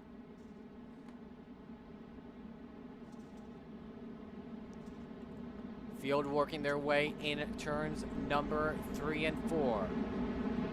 On the front row, Jesse Atkinson and Dean Reynolds. That's going to be a good one here. It's time for the Dylan Westbrook Racing.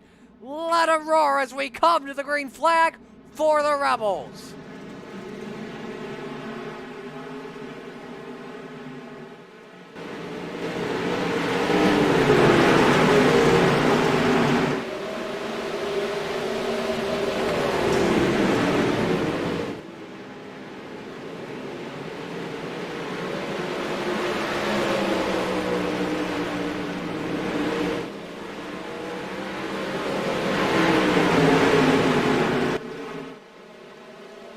Jesse Atkinson with the early lead on Nicholas Fickray, followed by Jamie McCarron, who's looking to the inside on Fickray for second.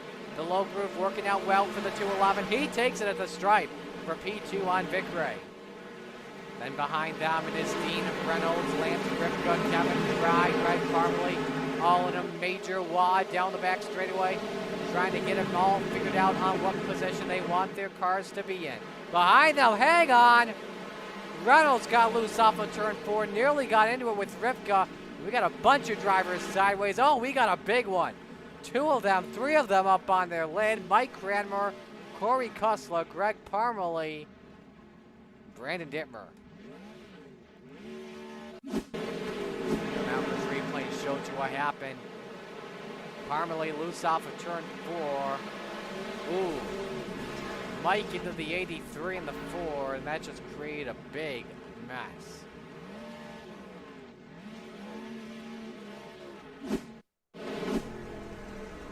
Let's ride with Kussler here.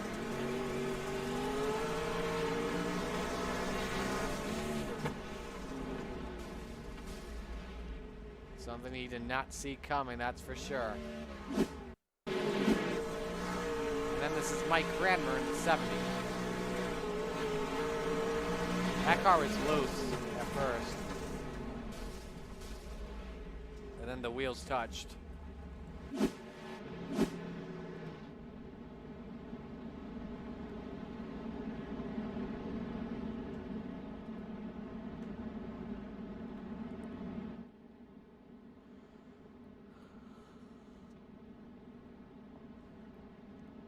So now Jesse Atkinson leading in the 127, but Jamie McCarran, who has the fastest lap, an 18.68 in second, going to be all over Atkinson when we go back to the green flag.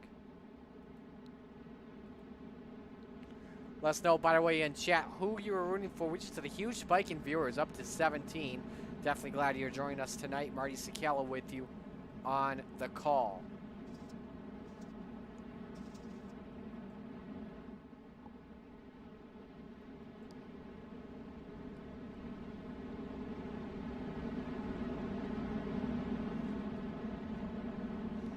Lights are out as we get ready to go back to the green flag. It's Jesse Atkinson, followed by Jamie McCarran, Nicholas Fick-Ray, Dean Reynolds, Lance Ripker, your top 5. Roger Craig, Joe Halter, Alan Duranko, Rory Collins, and Brandon Templeton, 6 through 10. Atkinson is the control car on this restart. Faking out McCarran for a moment. He's going later. There he goes. He catches the 211 sleeping. Atkinson slid up pretty big in turns 1 and 2. Let's see what McCarran does with the drive on the exit. Atkinson may have touched the wall on the exit of turn number 2. Something you can't be doing at all. And McCarran is there, followed by Vic Reyes, and who's in third. Reynolds fourth. Here comes the Aussie to the inside. McCarran trying to get the bite off of turn 2 and take the lead. Can't do it just yet. Stays behind Atkinson. And tried the psych slide job with his internet connection off of turn 4. But it's still Atkinson with the lead. McCarran all the way down to the rubber.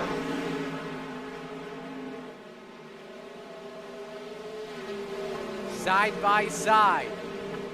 They've been like this for 2 or 3 straight laps now. Atkinson remains up front, and now McCarran decides to send it in this time. Clears Atkinson, new leader. Jamie McCarran off turn 2, but Atkinson's going to get the drive back off of 4. 2 car lengths separated.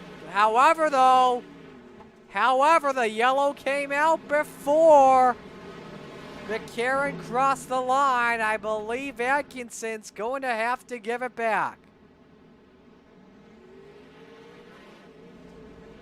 McCarran falls back to second. The worst place you could ask for a yellow to fly. Yellow is out, by the way. Roger Craig has crashed. Now for replay what happened with the 747. Halter just turns them, and up on his side he goes. I think Duranko got into that too.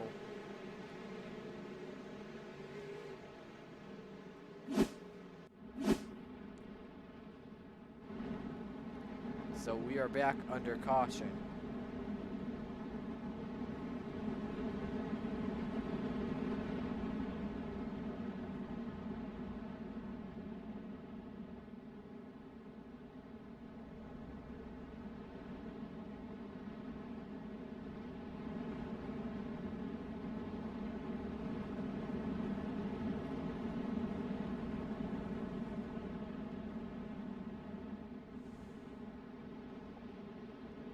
So 1 to go until we get the green flag. Continues to be Jesse Atkinson controlling the way.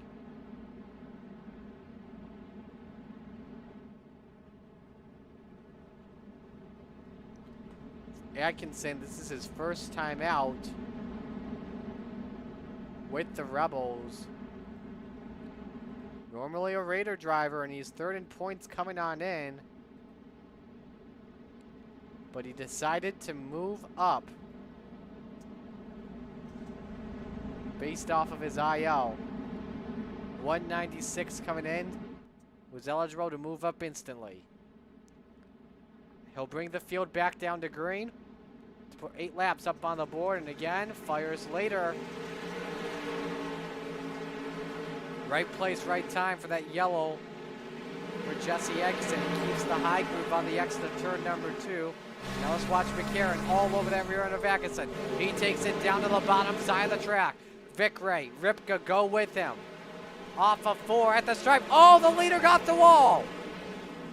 Atkinson got the wall. McCarron takes the lead at the line, and now he gets the point at the yellow flag. And we've got trouble. 2 cars on their lead. Joe Backus, Greg Parmalee, and we believe Mike Cranmer as well.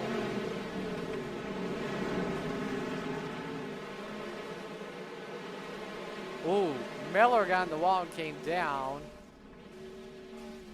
Man, what a wild ride for Miller up in that catch fence. See if we can see how that happened with Miller.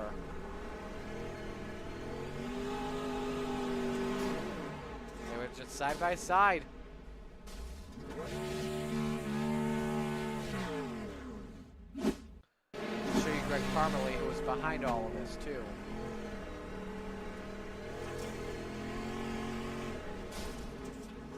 Nowhere to go. Wild ride for Greg. Another one, definitely. So Backus in the pits again. Not been a good night for him so far. And I believe his night will end right there.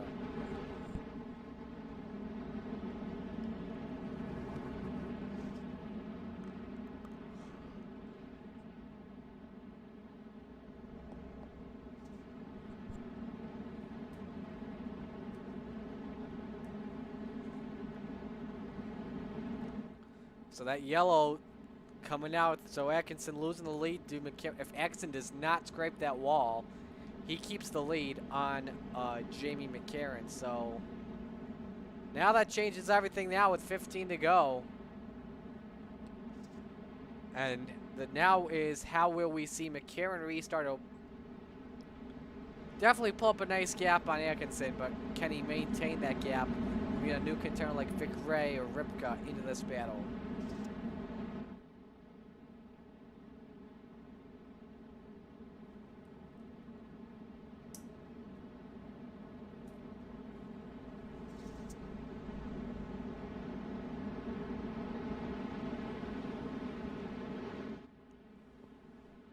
So here we go as we go back to the green flag. McCarron fired early with 15 to go. Atkinson keeps the top side, but we all know if you want to pass, you want to pass on the bottom of the track. And Atkinson still keeping on the outside. He's up on the wall once again into those small chocolate chips. Here comes Vic Ray. He's attacking for second. Same with Rivka. This time Vic Ray goes to the top shelf. Atkinson tries to slide on up. Here comes Rivka. He makes the pass for third spot. And now he's inside on Atkinson for second. Off the corner, it's still Atkinson. And now Rivka can pull up, but he decides not to.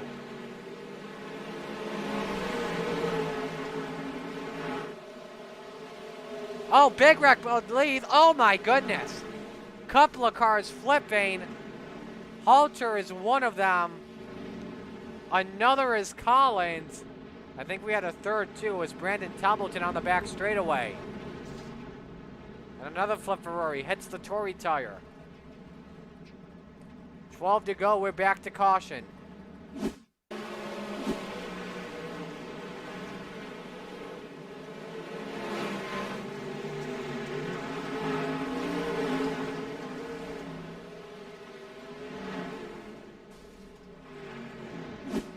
Watch Halter too. Inside of Reynolds, over the two touched. Nice save from Dino. Halter and Collins both took the wild rides. That was in the front of the field. It was a battle for fifth with Dino. Somehow, Reynolds made a nice save out of that. That got very, very close.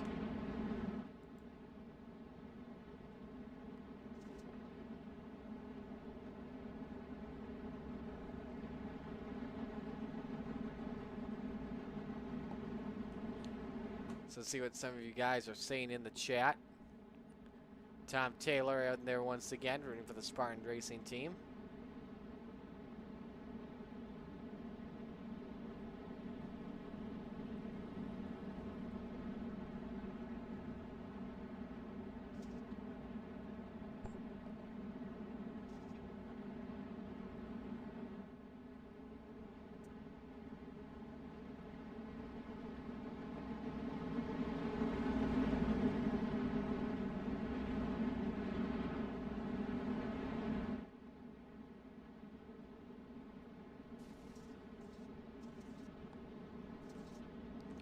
So ready to go back to the green flag with McCarran. Continuing to lead on Jesse Atkinson, Lance Ripka, Nicholas Fickray, and Dean Reynolds. That is your top 5. Don't forget, it's the Renegades feature coming up next. Good restart from McCarran on Jesse Atkinson.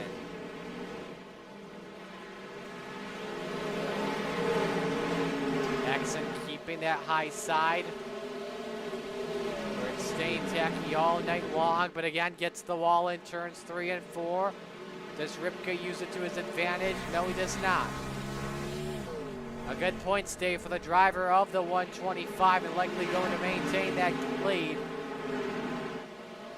Over second in standings, that being in the Rebels division, Nicholas Fickray. Fickray currently in 4th position.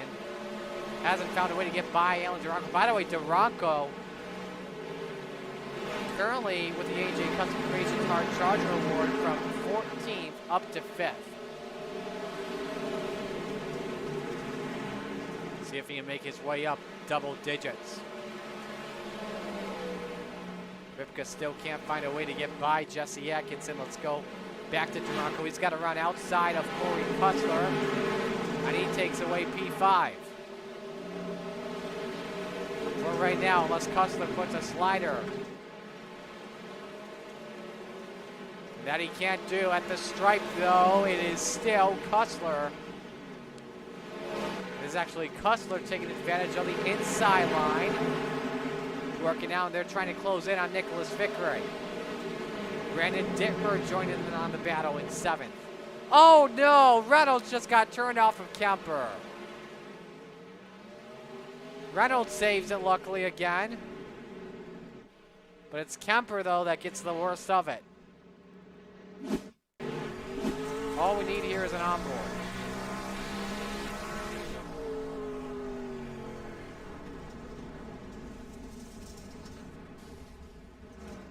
I'll give credit to Kemper. Sacrificed himself to keep the lead, or to keep Dino from spinning.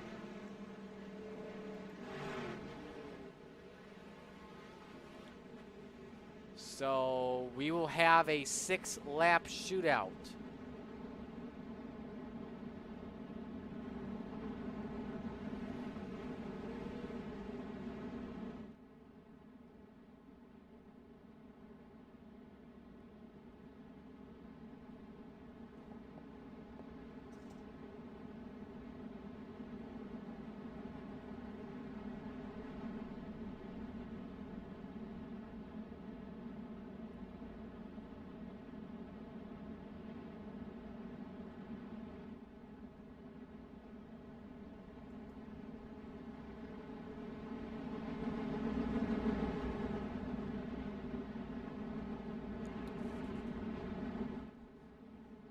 So again, next week for the Coast2Coast Racing League, they are at the Kokomo Speedway.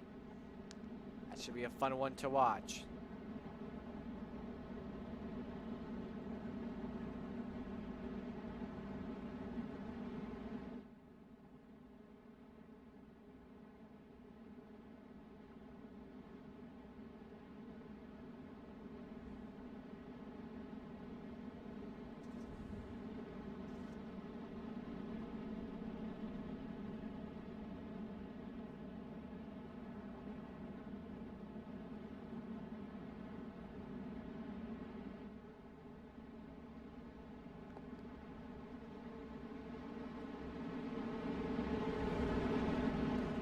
The lights are off.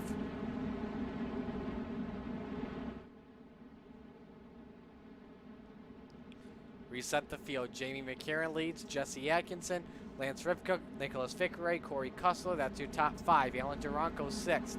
Brandon Dittmer 7th. Dean Reynolds is 8th. Roger Craig 9th. Joe Backus rounds out the top 10. 6 laps to go as we go back to green.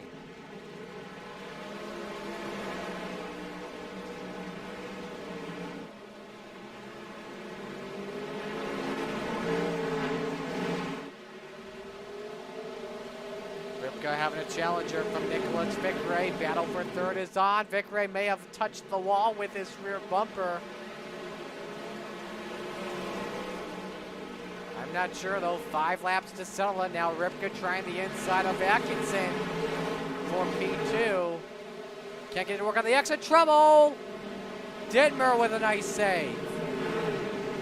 And he's battling Reynolds now for 7th spot. I think that was Duranko he got into. It was a nice save for the driver of the number 83, coming in 3rd in series points.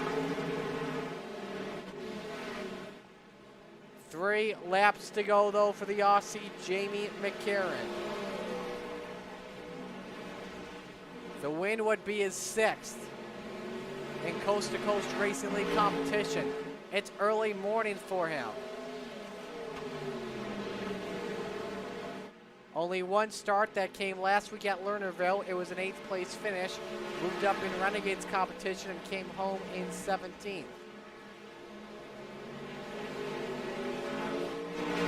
This would be his first win of the fall season in general, if he can get that to work. Off of turn number 4, McCarran sees the white flag. 1 lap to go for Jamie McCarran, the driver of the number 211. Half a lap away. 0.8 of a second ahead of Jesse Atkinson. And he's going to continue to show his sprint car dominance. McCarran wins at Williams Grove. Trouble at the end. Jeffrey Kemper stopped in turn 2. I believe he ran out of fuel.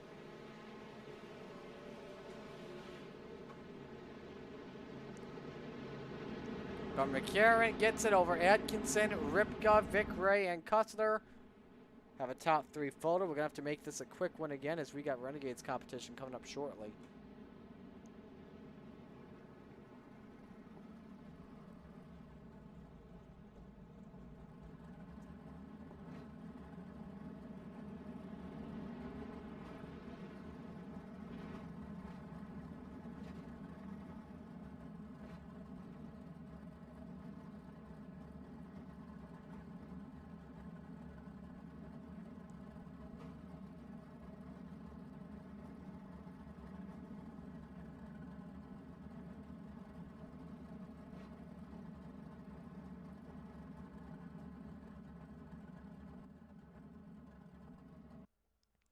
So we are waiting for our top 3 to get on in here. They have taken their photo.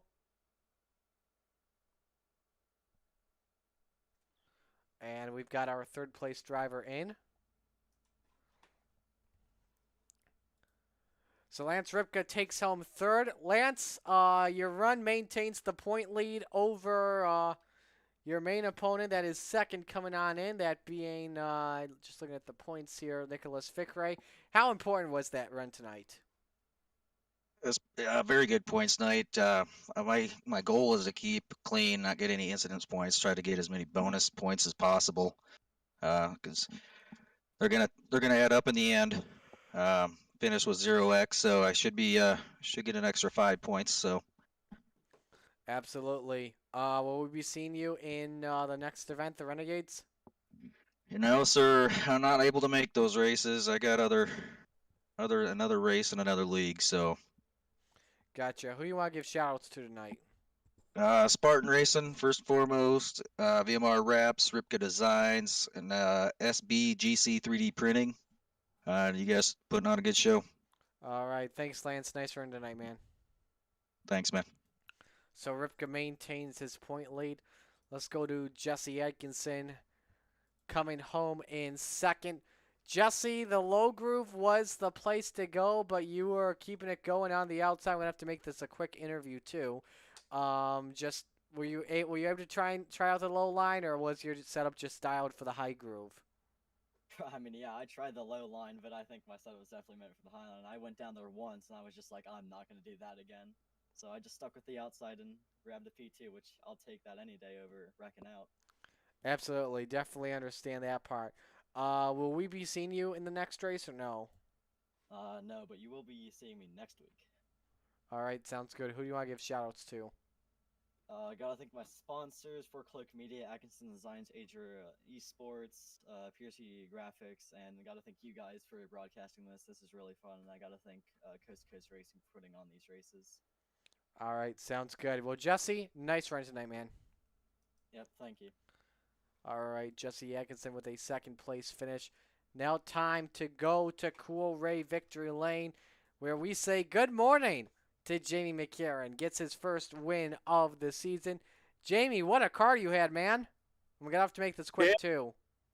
I was pretty lucky there, mate. I was sort of pretty hooked up on the bottom. I sort of wasn't game enough to run the top, but it sort of held the boys off a little bit. They put a bit of pressure there, and it was a good race, actually.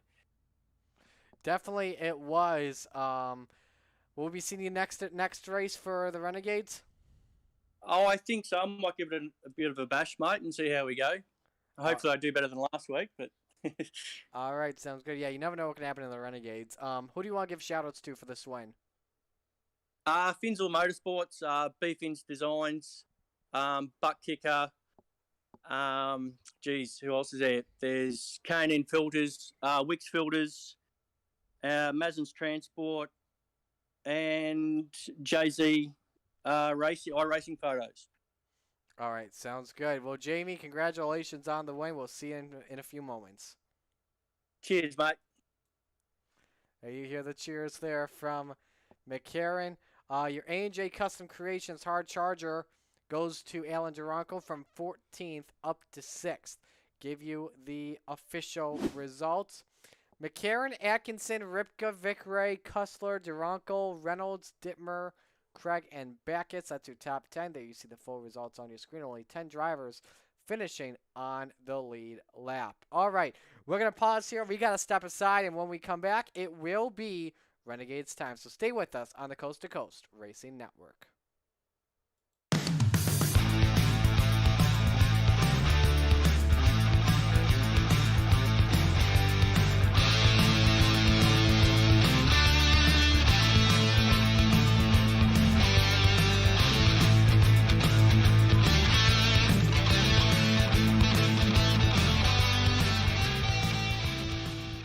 People want to have a one-stop shop.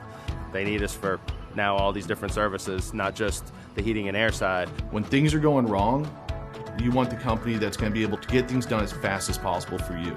Today we're going to be in over 600 homes. What the customers can count on is we're going to send a competent person to your home with a vehicle that's stocked and prepared. We're going to do what's right. Right now, we're waiving our $79 service fee with any Cool Ray, Brightbox, or Mr. Plumber service.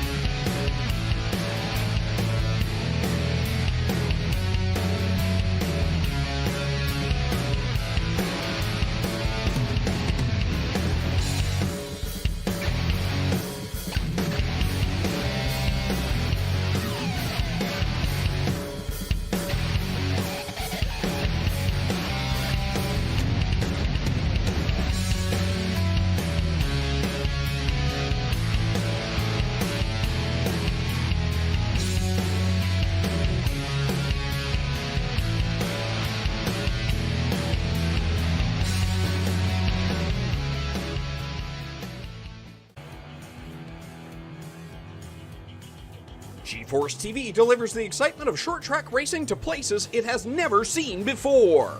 With dynamic production elements and state-of-the-art technology, GeForce TV proves what the racing community already knew. Race fans are plentiful and they are hungry for excitement. Last year, GeForce TV streamed over 250,000 hours of intense racing action for fans all around the world. Nearly 750,000 fans viewed our streams and on-demand videos. By the end of the racing season, our subscriptions rose more than 400%. What does all this mean for you and your business? Motorsports marketing in Canada has never produced such amazing and measurable results. Cashing in on the benefit of motorsports marketing is easier than it's ever been. Work with a team, work with a speedway, work with a series, or join the excitement directly with us at GeForce TV. We are excited to see you all back at the races. But until then, see it all on GeForce TV.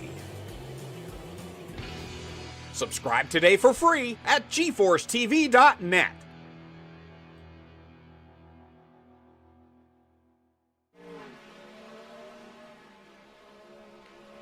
Welcome back to Williams Grove Speedway in Mechanicsburg, Pennsylvania. We are ready to go for the Coast2Coast Racing League Renegades. And it is definitely going to be an awesome one.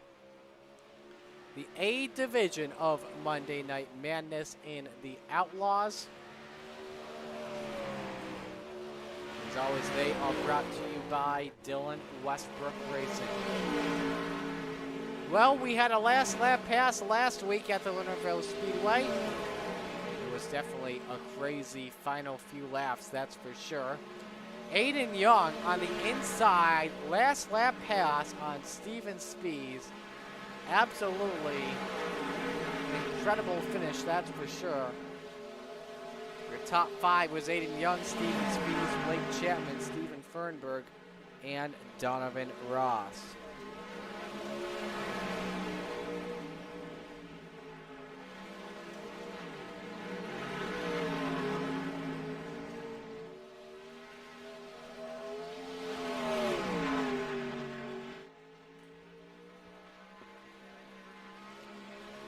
Go right into the point standings, brought to you by iRacing League Manager. Coming on in, let's get this updated for you. Blake Chapman has the points lead by a big margin. A 60-point lead on 61-point lead, excuse me, on Patrick Spangler. Aiden Young is third with 247. Jonathan Short is fourth with 228. Stephen Fernberg is fifth with 225. Spangler, by the way, has 248, so you do the math there. John Hine is sixth. He's got 196, and a good battle with Jeff Barker. Barker is seventh with 190. Preston Cranmer eighth with 181. Ninth is Trent Verstraeten with 170, and 10th is Ryan Beagle. He's got 165. So looking at this, we've got a field of about 21 drivers. Practice is going to be ended here momentarily. We should be seeing the checkers on it right now as we have hit 9:10.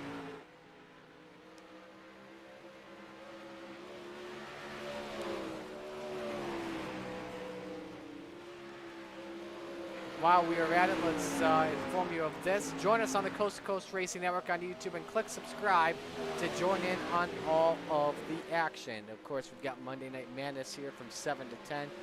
Wednesday is Welcome Home Wednesdays featuring the Hometown Heroes with Joe White and OSRN from Lernerville Speedway.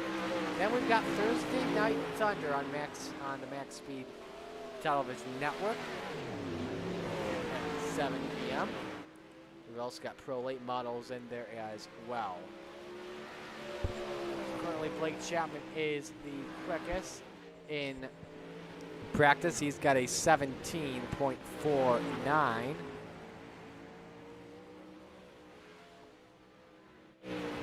We should be seeing everything come to a close here momentarily.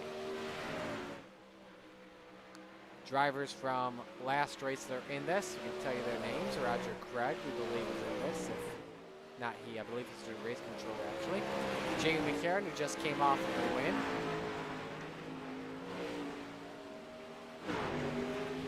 Also looking through here. And I believe those are the only names. And that is correct. Everyone else coming up from... Everyone else has remained in the Renegades division.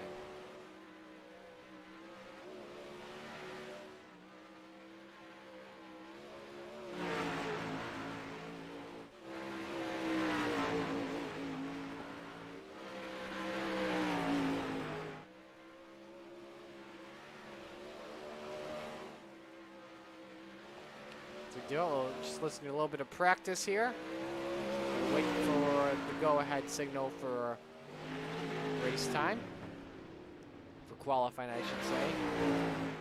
Believe we are 3 minutes out from that. You know what?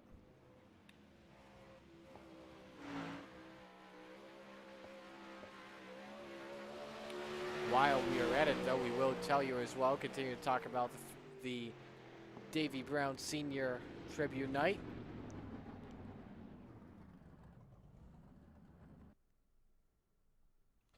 Again, Davey's been known for doing a lot of things in sprint car racing, especially at the Williams Grove Speedway. His bio up on the National Sprint Car Hall of Fame and Museum, born in 1934 in Pennsylvania. Racing jalopies at Mason-Dixon Speedway in Bowling Green in Wakefield and Jefferson, Pennsylvania. Racing a 1938 Ford Coupe the first season. Then winning the track championship at Bowling Green. They did NASCAR in the Grand National Division for 5 starts, finishing in the top 5 once and top 10 twice. Then racing the convertible series in NASCAR in 1958 with top 5s, 2 of them, and 3 top 10s.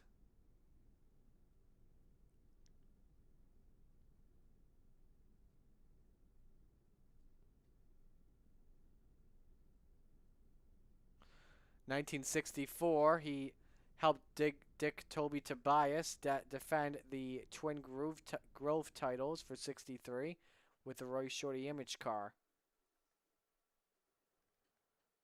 And was really known for the sprint car action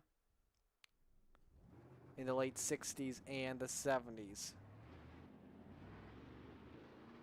Most recently, Brown has built motors for the talented Chesson brothers, James and PJ. Qualifying is underway. We'll start things off here with Trent Verstraeten in the number 88. Again, 3 minutes, 2 laps. Qualifying brought to you by the Pitside Podcast.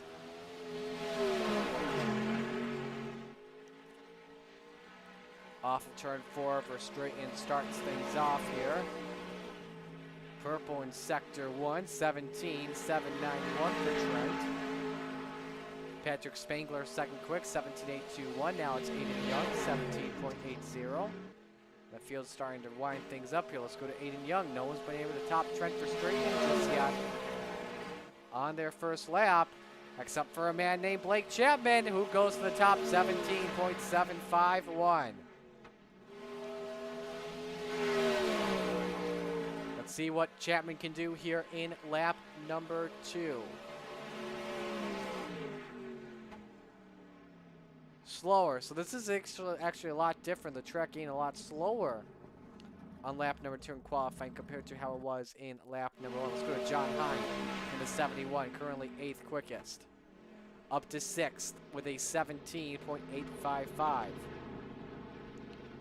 Randy Shreves up to 6th, 17.849. Let's go to Stephen Fernberg in the 29, currently 9th quickest. You see him on the bottom right of your screen. He's in the green in sector 1 off of turn 4. I think he's in the green here for sector 2. This could be a good lap. 17.877. Keeps him in 9th position. Under a minute of qualifying to go. Chad Cote. 4th quick. 17.803 for the number 11, 17803. Let's see how he does off of turn 4. Cote to the line. And he gets the quick time, 17:72 for Chad Cote. And that will do it for qualifying. Round of applause for Chad Cote. Ladies and gentlemen, he has the quick time for the Renegades tonight.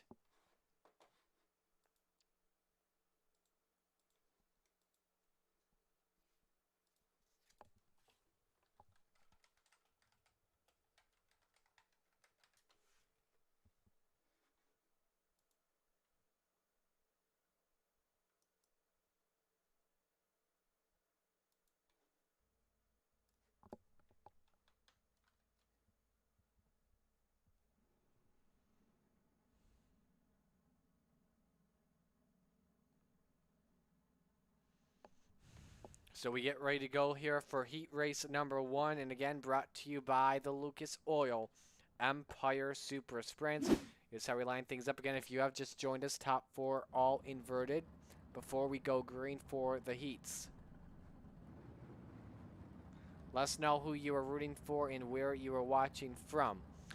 Stephen Fernberg, Randy Shreves on the front row, Aiden Young, Chad Cote in row 2. Zach Chapman, Gary Alpha in row 3, and Donovan Ross starting from 7th position.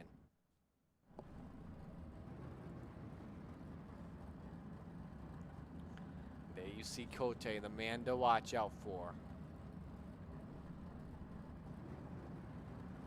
In the Renegades, though, we do have Aiden Young, who won last week at Lernerville Speedway. Watch him very closely in that number 69.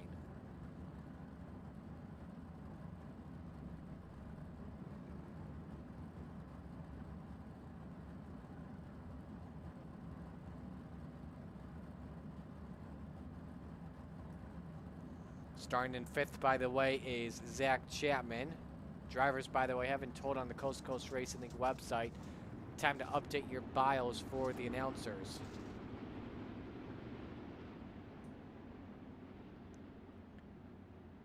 "30 years old and will never go back to racing on consoles. Loves to watch football, hockey, and racing. Started racing when he was 13, but then money started tying up, so he's been doing esports racing ever since. Races for the Logitech G920.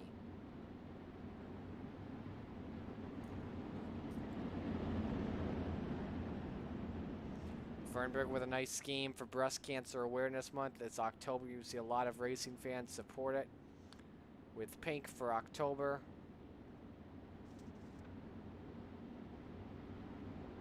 White flag is out. 1 to go before we go green for the first heat race of the night in the Renegades.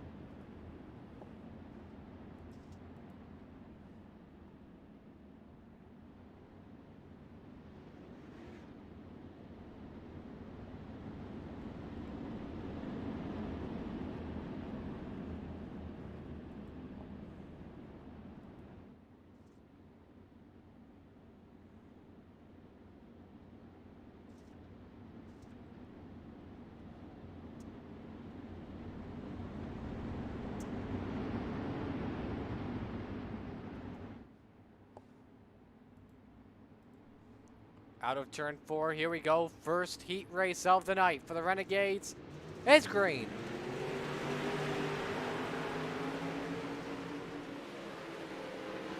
Nice start from Fernberg early on. Here comes Aiden Young. What a start for Young.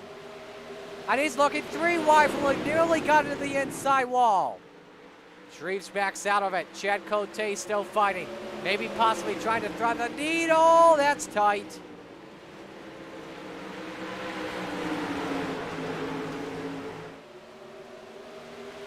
Young makes his way up to 2nd. Cote stays in 4th. He's on the bubble. Donovan Ross tries the inside off of turn number 4. Doesn't work at all. Your top 4 currently nose to tail. Fernberg, Young, Shreves, and Cote. In fact, Donovan Ross was in 5th. 17.93 quickest lap so far in this race. Oh, there they go. And that is Ross up on his side. We'll be going to the B main. All drivers will make it in. We'll take a look and see what happened real quick.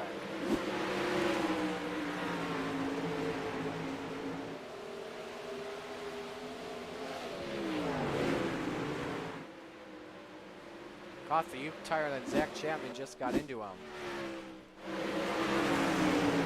Racing starting to go down for third position, though. Cote tried the inside on Randy Shreves. Now Shreves goes low on Aiden Young for second. Can he make the pass stick? No, he cannot. Tucks back in line in third.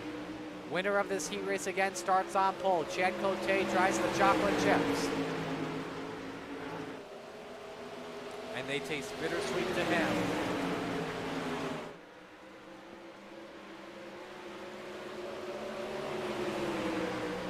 Two laps to go for Steven Fernberg. Shreves trying the bottom. Young sticking him up top. Right behind the 29. Look at that. Look at that rear bumper. Aiden Young nearly puts the chrome horn on him. This is about to be a dandy finish. White flag, 1 to go. Do we see anyone try a desperate move? Oh boy, Aiden Young all the way up top. 3 wide off of turn 2. We were nearly 4 wide for the lead. And that should do it for heat race 1. Not yet. Aiden Young up top. He's on the wall. Fernberg is loose. What a finish to heat race number 1.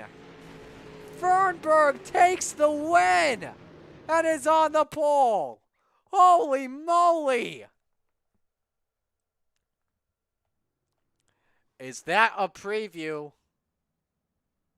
of what we are going to see tonight is the real question. We don't know yet, but we will see what happens. Heat Race 2 brought to you by Icon Sim Sprints, or Icon Sim Sports.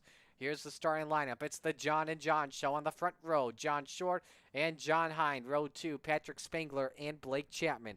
The third row is Preston Cranmer and G.J. Boydell. And row number 4 is Benjamin Kelch.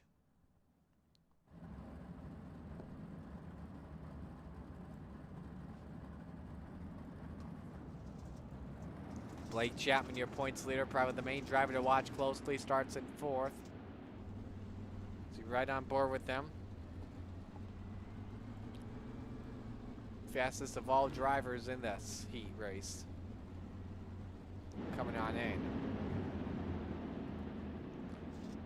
John Hind starting on the second spot.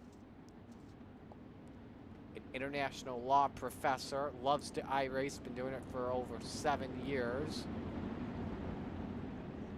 Used to race late models and sprint cars, over 100 feature wins from 1990 to 2011. Uses a Fanatec CSL Elite wheel with an Oculus Rift VR and Fanatec V3 pedal.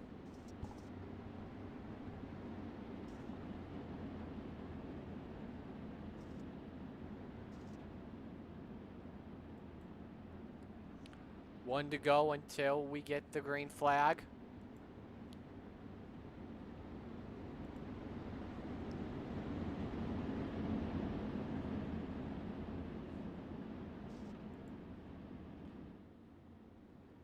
So we know who starts on the pole. That driver, of course, Steven Fernberg. Who will start next to him? We are about to find out in the starter's hands. Here we go. We're green. And Short, Hind gets the better start over Short. Short did not get going as much. However, though, Short with a better 1 and 2.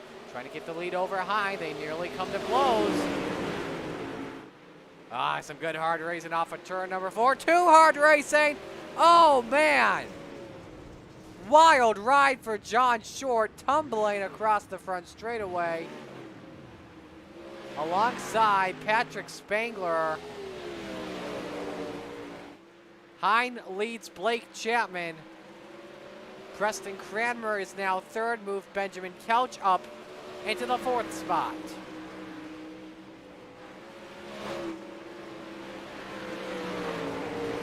Spangler and Short having to rely on the B main on their starting position.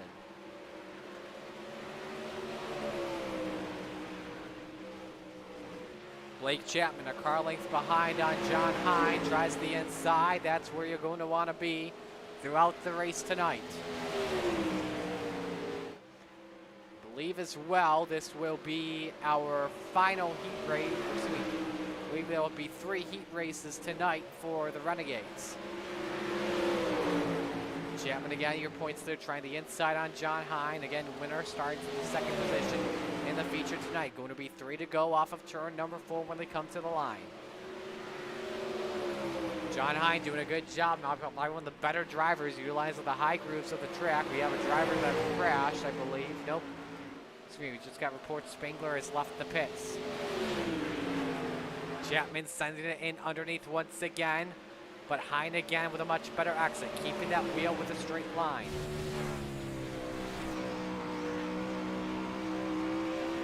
You see how he exits. It's working really well in his favor. Chapman stays back in P2, and he's just trying to pressure John Hine into making a mistake. Chapman not a better exit. That time he may try something to go for it. All the way down to the bottom in 1 and 2 on Hine. They're side by side. Good exit for Blake Chapman. Can he get the run in 3 and 4? Here they come. Turn 4. Side by side. John Hine's got it. A fun heat 2 to the end between your top 2 and John Hine, starting from 2nd tonight in the feature.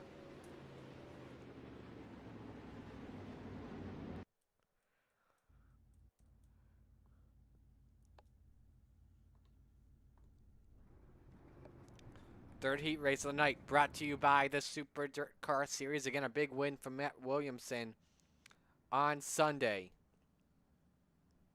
in the Billy Whitaker Cars 200. Next up for the Super Dirt Car Series in the first weekend of November will be the World Finals of the dirt track at Charlotte Motor Speedway. Don't miss that. That should be a good one. Remember watching that on Dirt Vision? I believe that was my first ever Dirt Vision purchase that did not have to do with the Knoxville Nationals. I bought the Fast Pass for the first time ever and watched the World Finals because I knew the championship battle between Matt Williamson and Matt Shepard was going to be really good. And oh boy, we got a treat that night on the final night of the season. Jeff Barker and Jamie McCarran, that is the first row. Row 2 is Bob DeGood and Trent Verstraeten. Row 3, Terry Landis and Nathan Aldridge. That is how they will line up.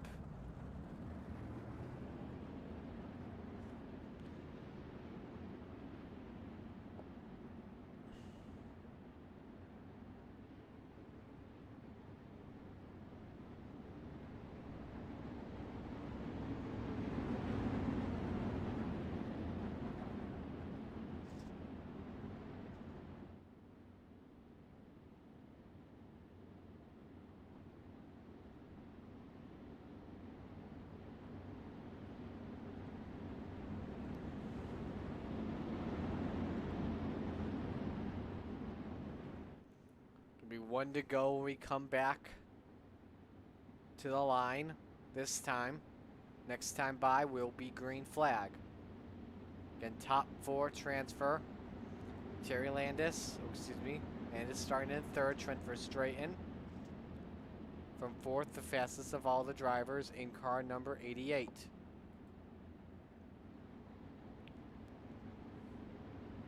Under a month from now, going to be turning 21 years old from Wallaceburg, Ontario, Canada.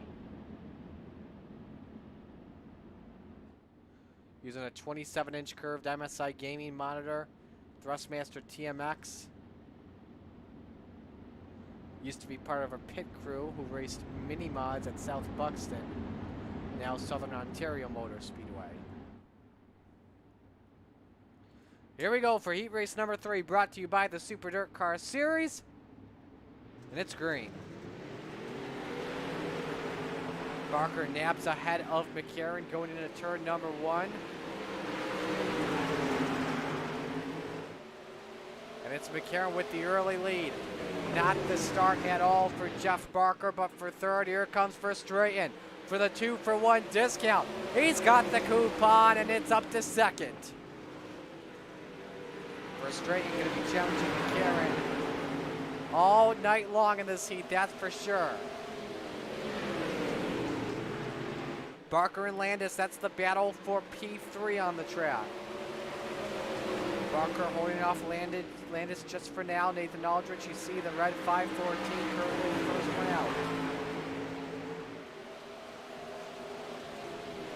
Back and forth, they are trading positions. Landis thought about trying the slider, doesn't decide not to.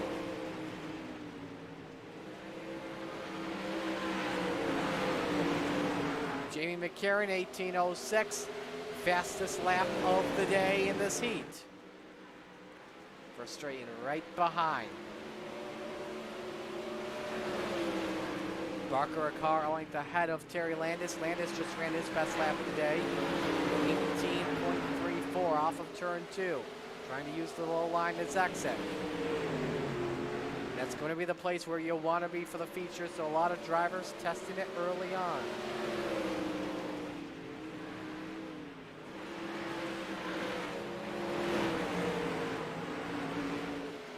Go back to the front. McCarron's opened up just a little bit of a gap on Trent Verstraeten. But behind them is where the best battle stands. Barker keeping it on Landis, and we go ahead of them. As Verstraeten still trying them outside. Winner of this heat starts from the 3rd position tonight.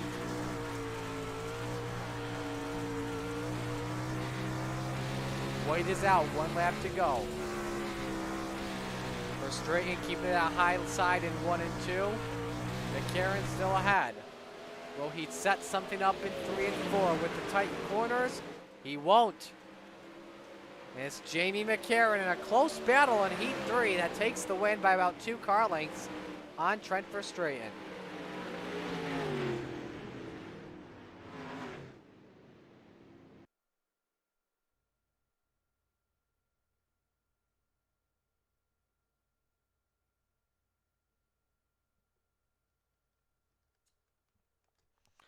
So now it is time for the B main, and the B main tonight, as always, brought to you by our good friends at Chip Bangers Racing. We did not have a 4th heat race or a 5th heat race, but when they are due, they are brought to you by Gambler Motorsports and the Can-Am Racing Team.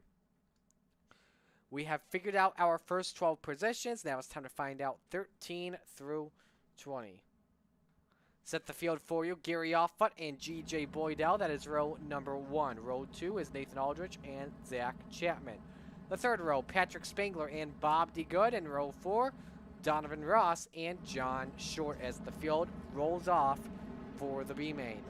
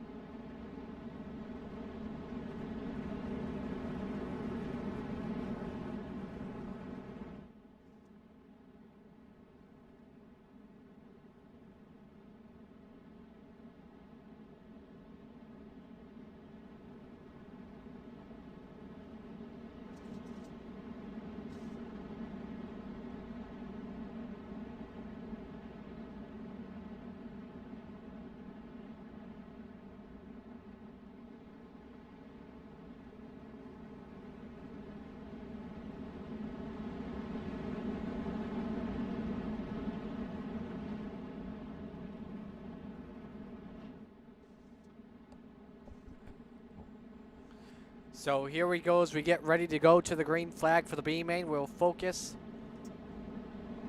on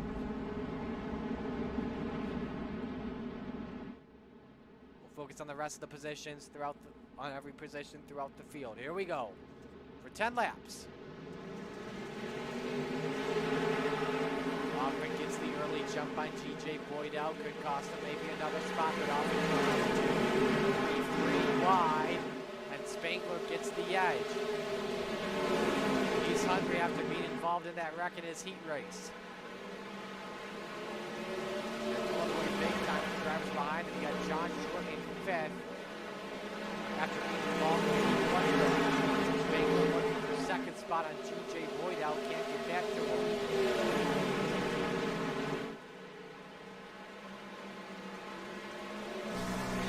Longhorns at 051.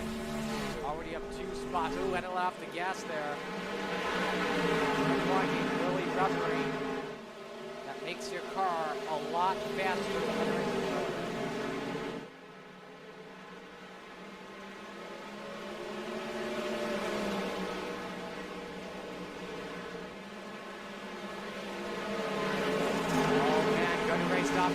Look at Spangler. Had a gap on the outside he could have taken, but I had a feeling Boydow would have doored him. So he backed out of it.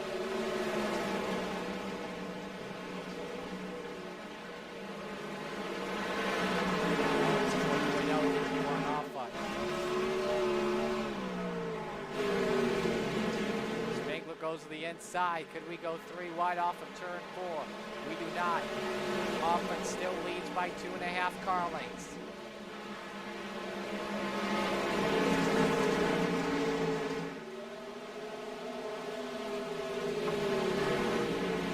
Spangler now trying the outside on G.J. Boydow. Can that work? Oh man, Boydow really loose off of turn 4.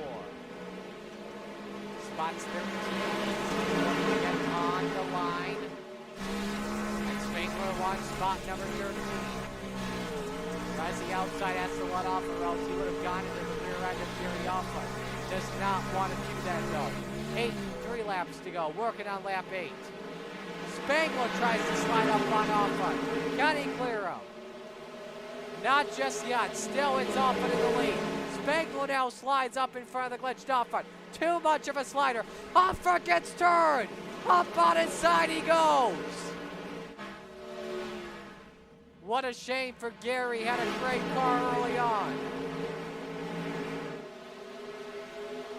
Too much of a slider from Patrick Spangler.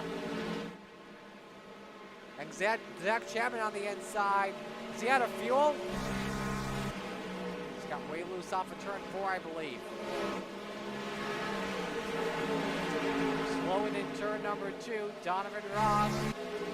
Trying to make something work, but here they come to the checkers off of 4. It is Patrick Spangler taking the V-main win.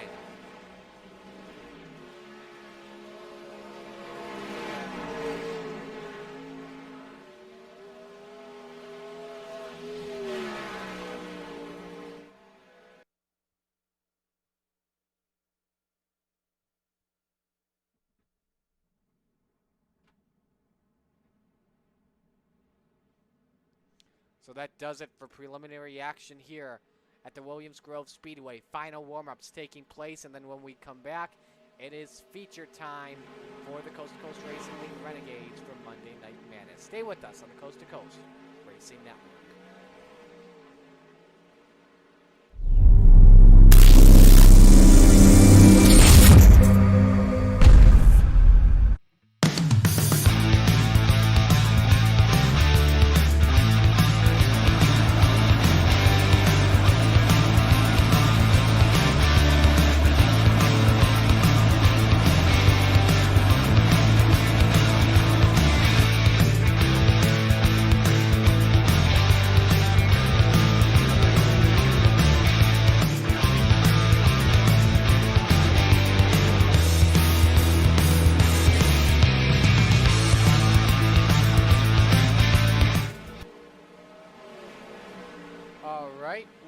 Back, and while we are at it, we're going to bring in here actually, got a special guest, Terry Landis, who is in the feature tonight for the Renegades. Going to talk a little bit about Davey Brown Sr. Terry, the mic's all yours, man. Hey Marty, how you doing tonight? Doing good, how are you? We're doing good. Yeah, just want to give a little tribute to Davey Brown. I mean, he's like probably at 87 years old, he was voted 2021 Mechanic of the Year at Williams Grove, you know, and he has at least 794 sprint car wins. Who knows how many wins if you add in all the modified races that he did. Let's see what else. He was inducted into the Sprint Car Hall of Fame in 2001. And he's been around with, oh my God, you know, you name it. Dick Tobias back in the early days, Doug Wolfgang. I mean, with Doug Wolfgang, when he was in the Weiger car, they were almost unstoppable. They had a record of 54 wins in 1985. So yeah, Davey's, and you know, and that's not even counting with Lance and Donald. So you know, Davey's a master when it comes to sprint cars and racing. Absolutely. I read a lot on his bio getting ready for the race tonight, and this is a perfect track to have it at. Williams Grove Speedway, where he got his start, got a lot of wins, especially in the Pennsylvania area. I think, in my opinion, with working with all these legendary drivers, I think he may even possibly been the beginning of the Pennsylvania posse. Oh my gosh, yeah. Him and when, like I said, with Doug Wolfgang, when the Outlaws first started and all that stuff, yeah, he was, you know, then he stayed in Pennsylvania almost all his life, yeah. Absolutely. Well, checkers are out on the warm-up, so we're going to let you go, and good luck tonight. All right, thanks. And just give a shout-out to Davey. He's the man. I love him to death. Absolutely. So that's Terry Landis. We wish him the best tonight, starting from 12th position. Well, ladies and gentlemen, on behalf of Cool Ray, the Coast2Coast Racing League, and all the fine drivers and partners, it is time for the feature of the night. We thank you for spending your Monday night with us. It's now time to meet the field of 20 that will compete in the Renegades feature tonight. Here is the starting lineup. On the front row, Stephen Fernberg and John Hine. Row 2, it's Jamie McCarran and Randy Shreves. Row 3, Blake Chapman and Trent Verstraeten. Row 4, Aiden Young and Preston Cranmer. Row 5, Jeff Barker and Chad Cote. Row number 6, Benjamin Couch and Terry Landis. Rest of the grid we go.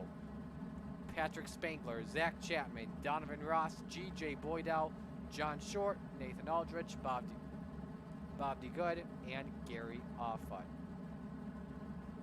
Set to go racing for 30 laps at the Williams Grove Speedway.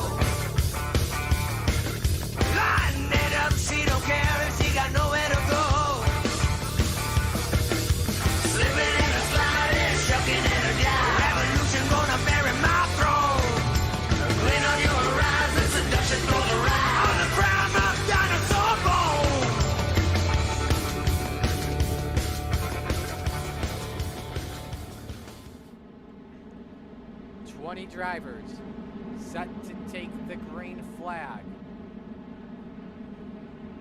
Stephen Fernberg and John Hine, the front row, as we get ready to go to green in honor of Davey Brown. Race fans, strap in and hold on tight, because these men are about to turn them loose and drop the sledgehammer. From coast to coast, it is showtime at Williams Grove Speedway.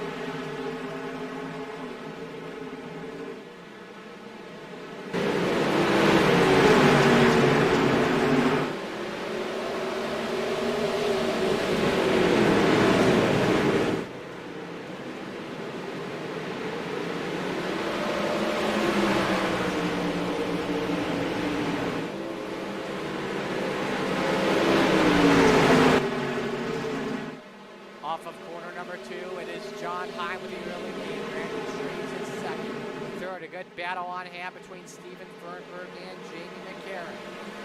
It is Fernberg with the advantage on McCarran. Now McCarran crosses over back to the bottom of the racetrack. For the final podium spot. Can't get it done. Tries to tuck back in line, and he does. But now makes his way to go back to the inside. Behind them, though, it is Blake Chapman and Trent Verstraeten. going to work at it for the final spot in the top 5 for Straighten and Chapman.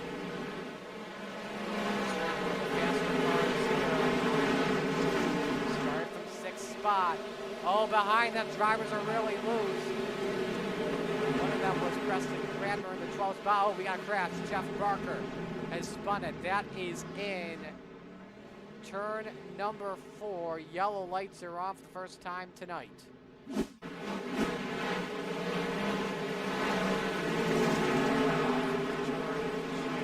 the drivers will lose and contact with Dr. Ross. So they'll round up on his side and back on all fours.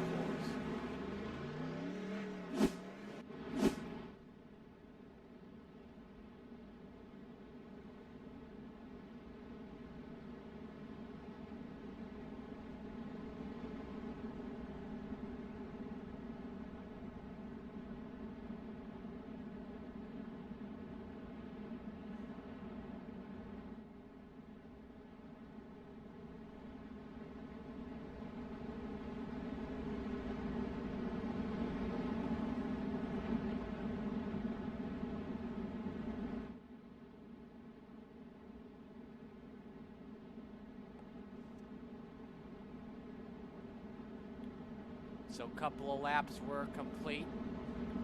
We'll go to green with 4 complete. Made up lap number 5.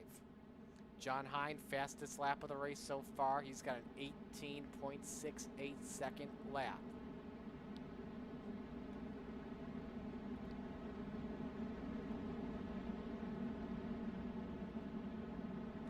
Hine came in 6th in points.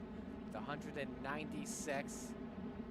Been a bunch of incidents this season, so Ziel just under 200. Wants to make sure he has a clean race or else he could be in some trouble.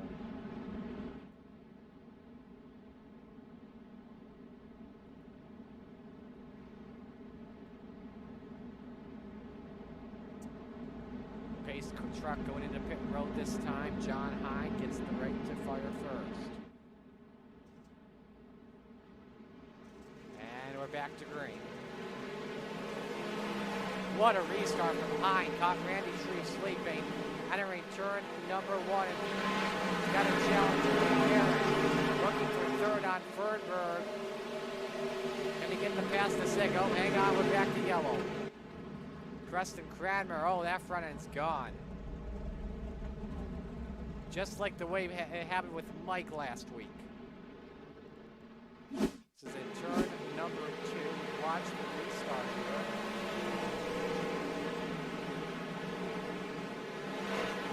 Top side. Ooh, we got, oh my heavens! He just pounded the outside guardrail. Who was that got into him? I think it was Cote in the 11.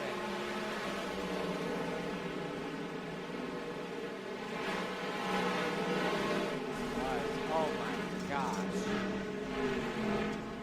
It's one of the worst things you can do. Get a car losing traction spot. That car turns 9 head on just like that. A lot similar to many head-on crashes NASCAR has seen in the past. Like, they're just bad.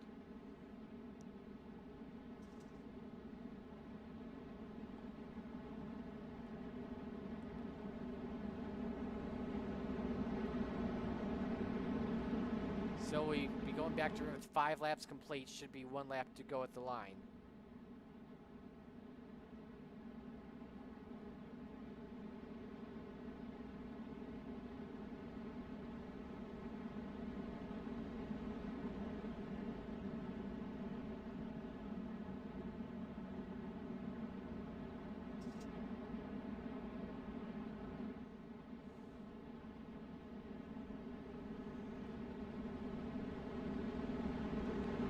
We are ready to go back to racing.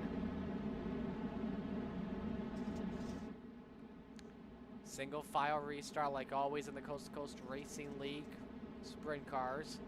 John Hind, Randy Shreve, Stephen Fernberg, Janie McCarron, Trent Verstraeten as your top 5. Blake Chapman 6, Adrian Young 7, Terry Landis 8, Chad Cote is 9, and Patrick Spangler rounds out the top 10. A little bit of a stack up in the front of the field, and Hind catches Shreve once again. My goodness, John Hind is a great car on restarts. That means he's back to look at Janie McCarron. All the way down to the basement of the floor. Third on Fernberg, didn't work out at all. And now Verstraeten on the attack, over here behind them, side by side between Young and Blake Chapman. Chapman as the points leader in the Renegades, big points lead by 61 on Patrick Spangler. Spangler, by the way, is back in 10th. Chapman with an advantage early on. That's for 4th.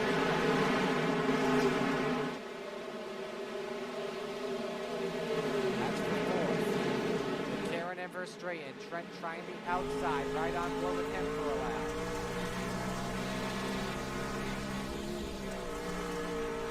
McCarron again trying to make the bottom side work. Taking a little bit of an edge. Up, we're back to yellow. Let's see who it's for. And it's for Zach Chapman in the 72. Up on his side in turn 2. Let's see what happens. That's John Shulman. Just by himself. Side wall, down across. Puts him head on.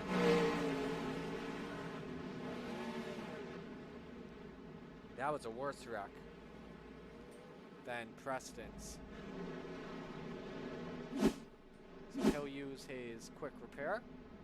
Falling back. Been a crazy night with Williams Grove Speedway, but is honestly not really a surprise.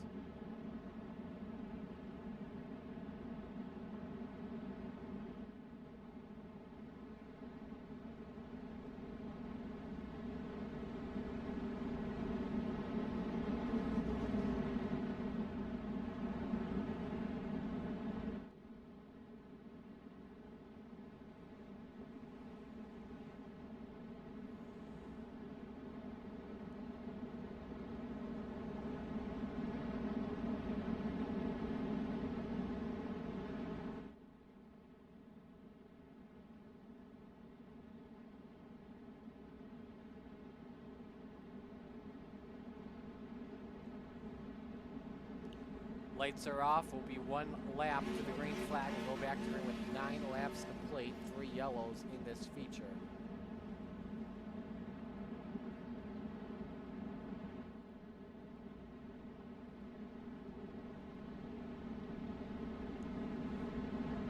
Again, next week, the Coast2Coast Racing League at the Kokomo Raceway for Monday Night Madness. There is more racing at Williams Grove this week. Fixed 360 retreads tomorrow afternoon at the Williams Grove Speedway. And most of the dirt racing will be at the Limaland Motorsports Park starting tomorrow night for a wingless 360 action. Hind will bring him back to the green, and let's watch him again on restarts. He just has much better speed on the straights.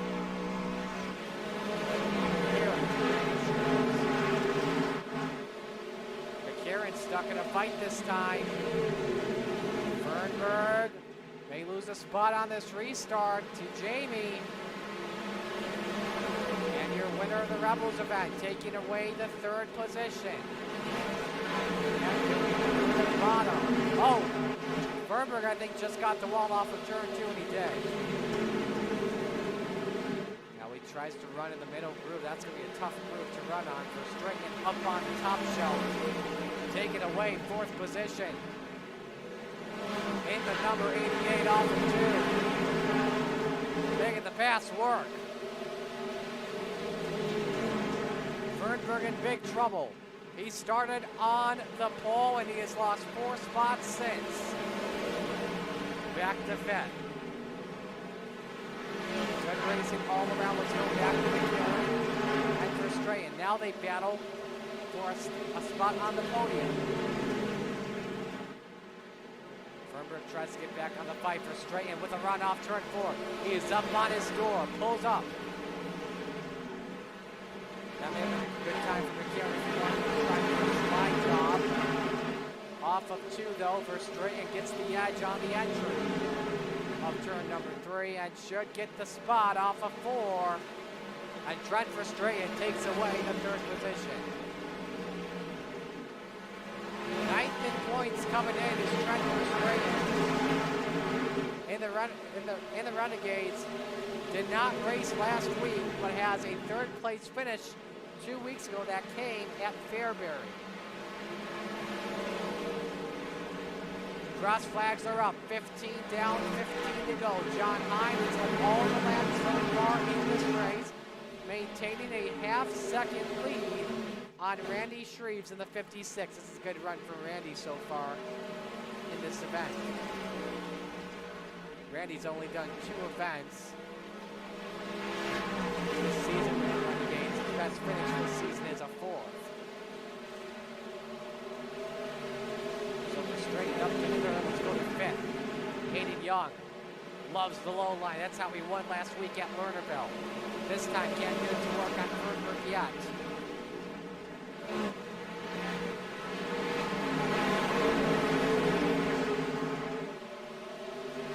Off the corner, Fernberg still with the edge for right now. Young with the bottom groove of the track working out.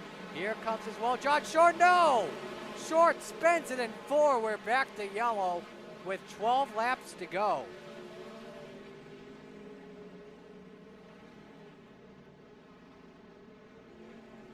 Let's see what happened with the Kreitz Sim Racing Machine, racing with Davey Brown. He just got the wall by himself. We had reports of another crash happening with Preston Cranmer. 10 seconds after that happened.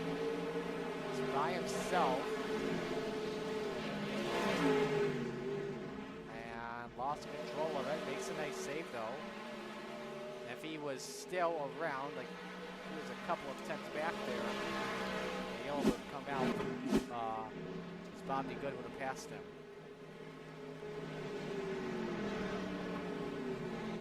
So John Short falls back.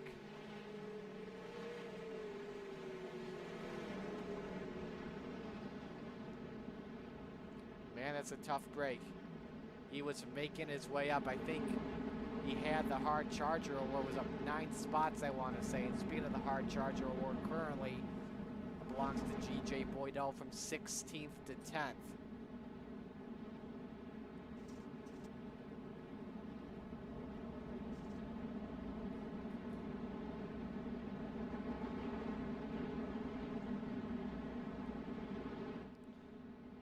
Been a really tough race today in terms of passing. Track has really gotten rubbered in.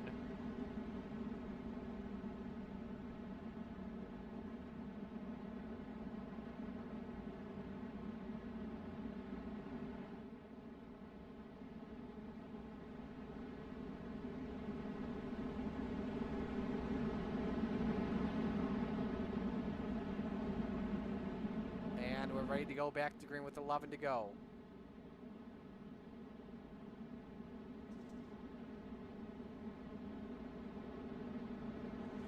Let's reset the field as we go back to green. John Hine, Randy Shreves, Trent Verstraeten, Jamie McCarron, Stephen Fernberg, Aiden Young, Blake Chapman, Chad Cote, Terry Landis, G.J. Boydell. That's the top 10. We're back to green. And again, Hine gets going. Randy Shreves needs to do a lot better on these restarts. He knows where Hine is firing. He doesn't take advantage of it at all. McCarron just lost a bunch of spots there on that restart. He's back to 5th.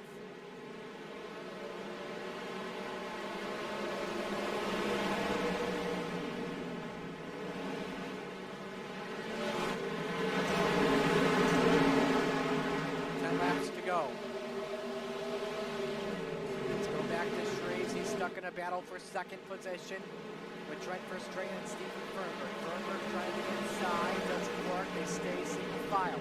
Fernberg back to the bottom of the track, trying to get down after losing a bunch of spots.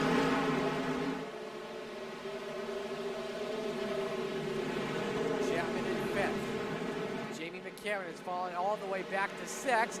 4 wide off of turn 4 for a moment. You wanted the best, you got him 4 abreast, in the words of Johnny Gibson.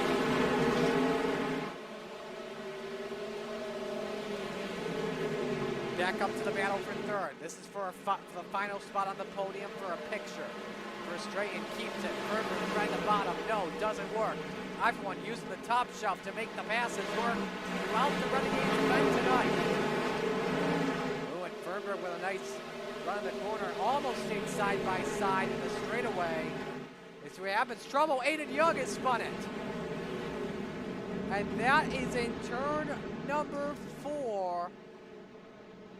Was running inside the top 10 when he spun around.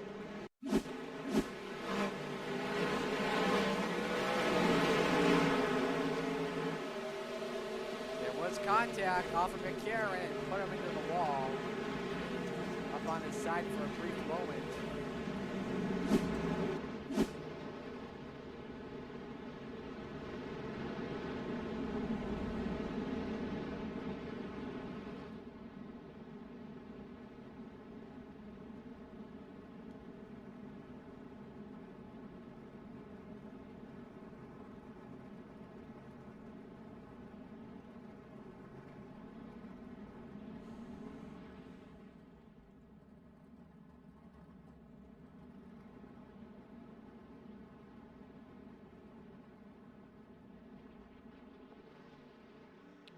So Young gets his car back out.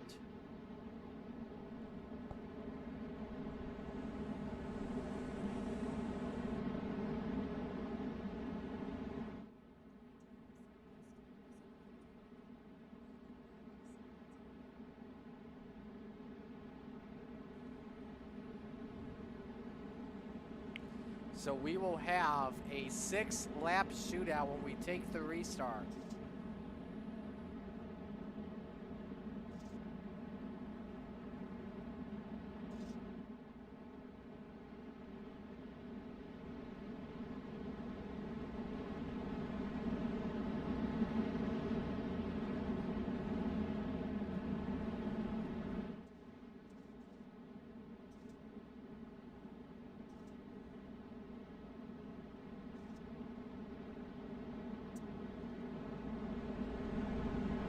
Pace truck is in. Let's see what Hein can do. Can he hold off Randy Shreves again? Let's see what Shreves done right on board with him on the restart. Oh, he had another tough time getting up to speed. I think he's got a completely different gear in there compared to the 71.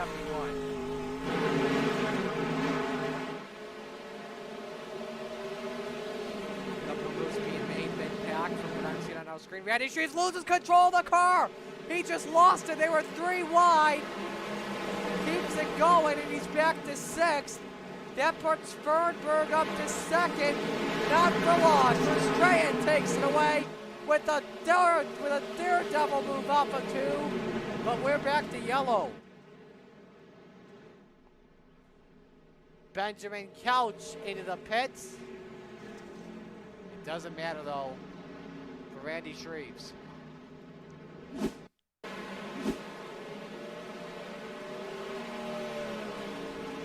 What happened? This is in 1 and 2. And got the rubber, lost control. Oh my heavens! That was Jeff Barker. And watch his onboard. What a wild ride this was. Like a weight shifting flip. Right there. And he easily had it missed.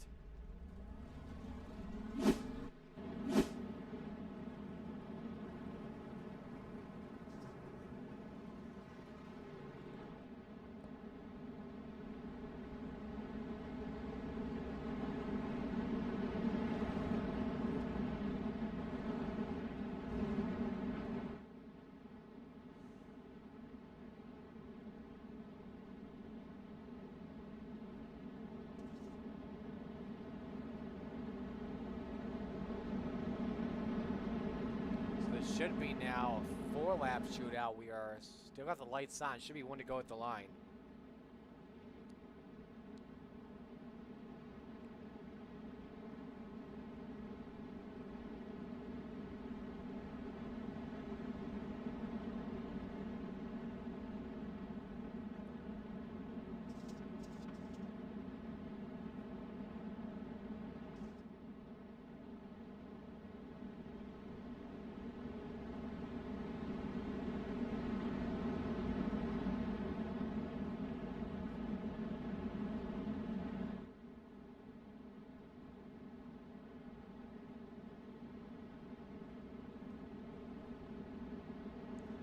So here we go, 4 laps to go. Can Hein again do it?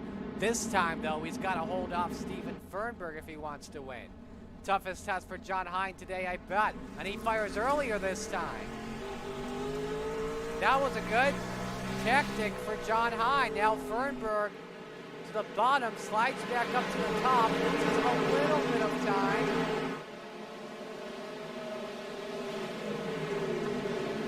John Hein, half-second lead. He is 3 laps away from taking this win in the Coast2Coast Racing League Renegades. 6th in points coming in for Hein. The win would be the 17th of his Coast2Coast Racing League career.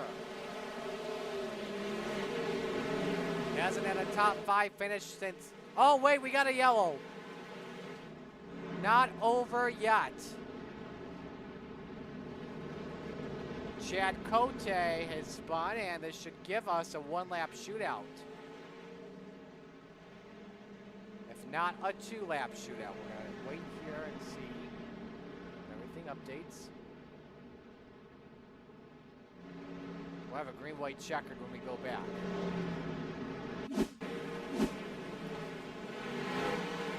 Not think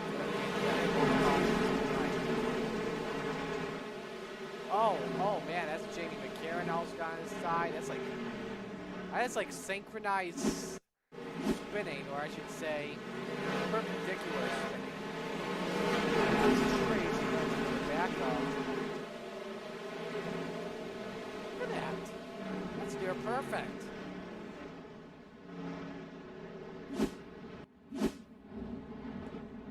But a tough break for Chad Cote.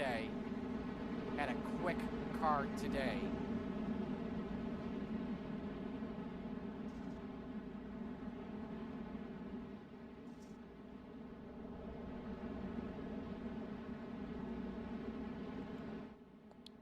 So now John Hein's got to hold off Steven Fernberg again for at least 1 more time. At most 2. As we could have a 2-lap shootout. If a yellow comes out, we'll have a 1-lap shootout. And that's guaranteed to be under green when the white flag flies.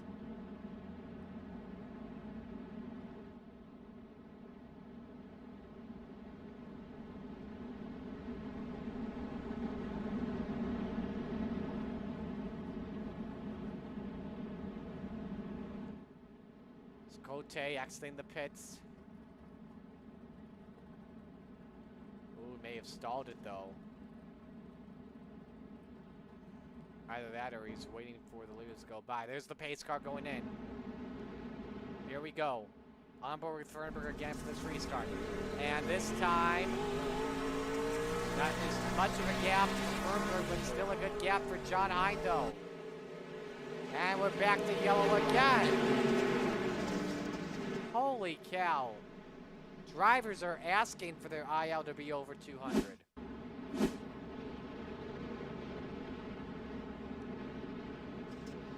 Cautions, breathe, cautions. Gets the inside wall and up on his side and flipped it.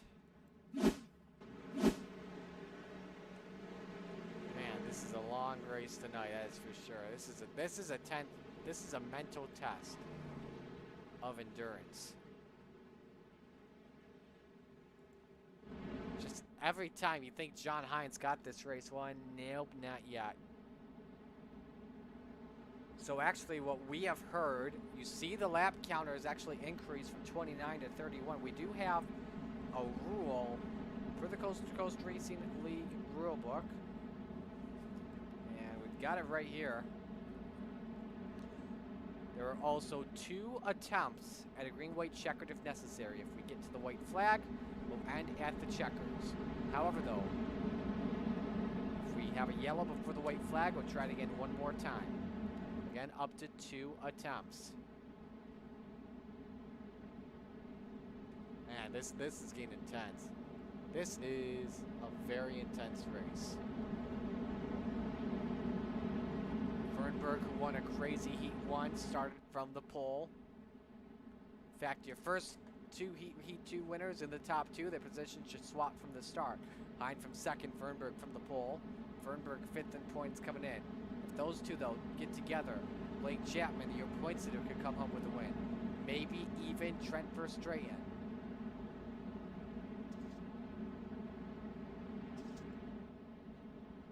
Who knows, though? We'll just have to see what happens.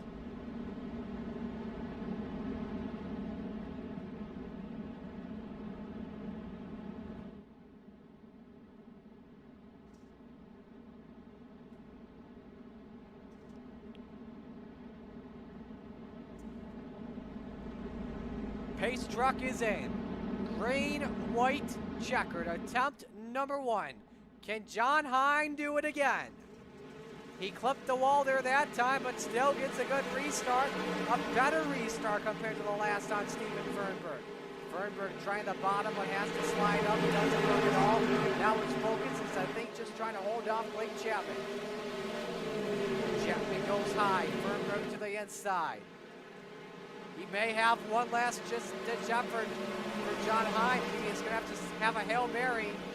2 perfect corners, though. I don't think they have the final lap.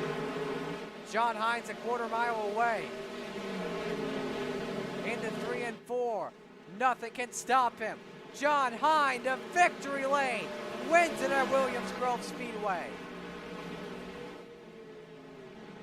Fernberg holds off Chapman for second spot. Verstraeten third. The fireworks go up as John Hine takes the win tonight.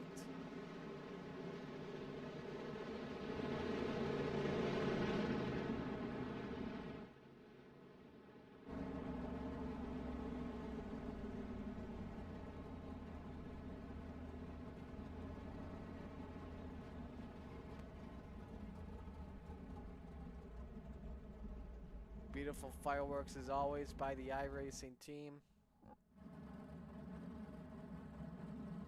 Top 3 pose for a photo. Hey look, there's one guy I think right here on the bottom right trying to take it. Blake Chapman going to extend his points lead over Patrick Spangler, who finished in 7th. Hard charger goes to John Short after spinning. Finishes 6th, started in 17th position. So a nice run for John there indeed. Fernberg's in the waiting room. We're waiting for Hine and Chapman.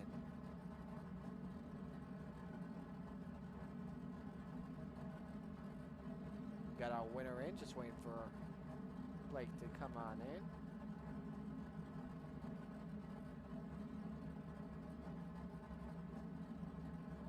And there's Blake Chapman. All right, so we've got Blake Chapman in here with a 3rd place finish. Blake, it was a good day. I know you didn't get the win, but more importantly, though, you extend your points lead over Patrick Spangler, and it's a big gap you've got.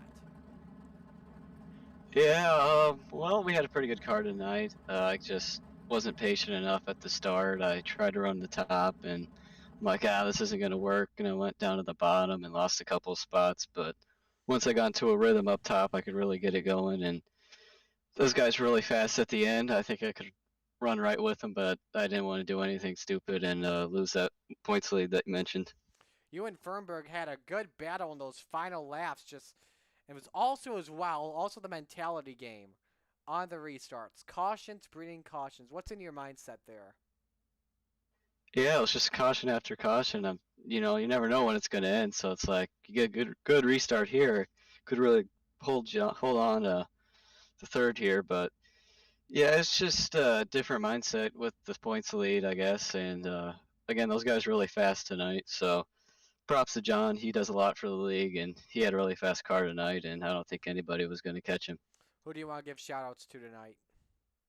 Yeah, I got to thank everybody at Wide Open Motorsports, Trent Verstraeten for running with me tonight, Stevenson Family Performance, BB7 Setups, Giddings Mobile Repair, and everybody that watches and supports. I got to thank you for putting this on, Marty, and everybody that runs this league. All right, Blake, we'll let you go. Nice run tonight, man. Thank you. Blake Chapman taking the 3rd place finish. Let's go to our 2nd place finisher of Steven Fernberg. Steven, you were making your way up after falling back to around outside the top 5, but I want to ask on that final restart, what more did you need on John Hine? Or those final few restarts, I should say. The final few restarts there, I just needed it to stay green more than it did. Like the one restart, I thought I had the car coming out of 2, and then it went straight to caution. I just needed to stay green longer than it did. Definitely did. You were trying the low group, but I mean, a lot of drivers were trying the low side in earlier events tonight, but that didn't seem to be the case. Drivers were really liking the high side of the track. Yeah, the top was there majority of the race. I was running it quite a bit, then it got narrow, and then I saw there was still grip coming out of the corners through the middle, so I started running kind of like a bottom to middle slider line, and it seemed to work really well. Absolutely, it did. Who do you want to give shout-outs to tonight? I want to thank all the guys over at American Dirt Motorsports, ABR Setup Shop, Chad, Cody, and you for the broadcast, and G4 or Coast to Coast for putting this on. All right, man. We will let you go, Steven. Nice run tonight. Yeah, thank you. Steven Fernberg with the second place finish.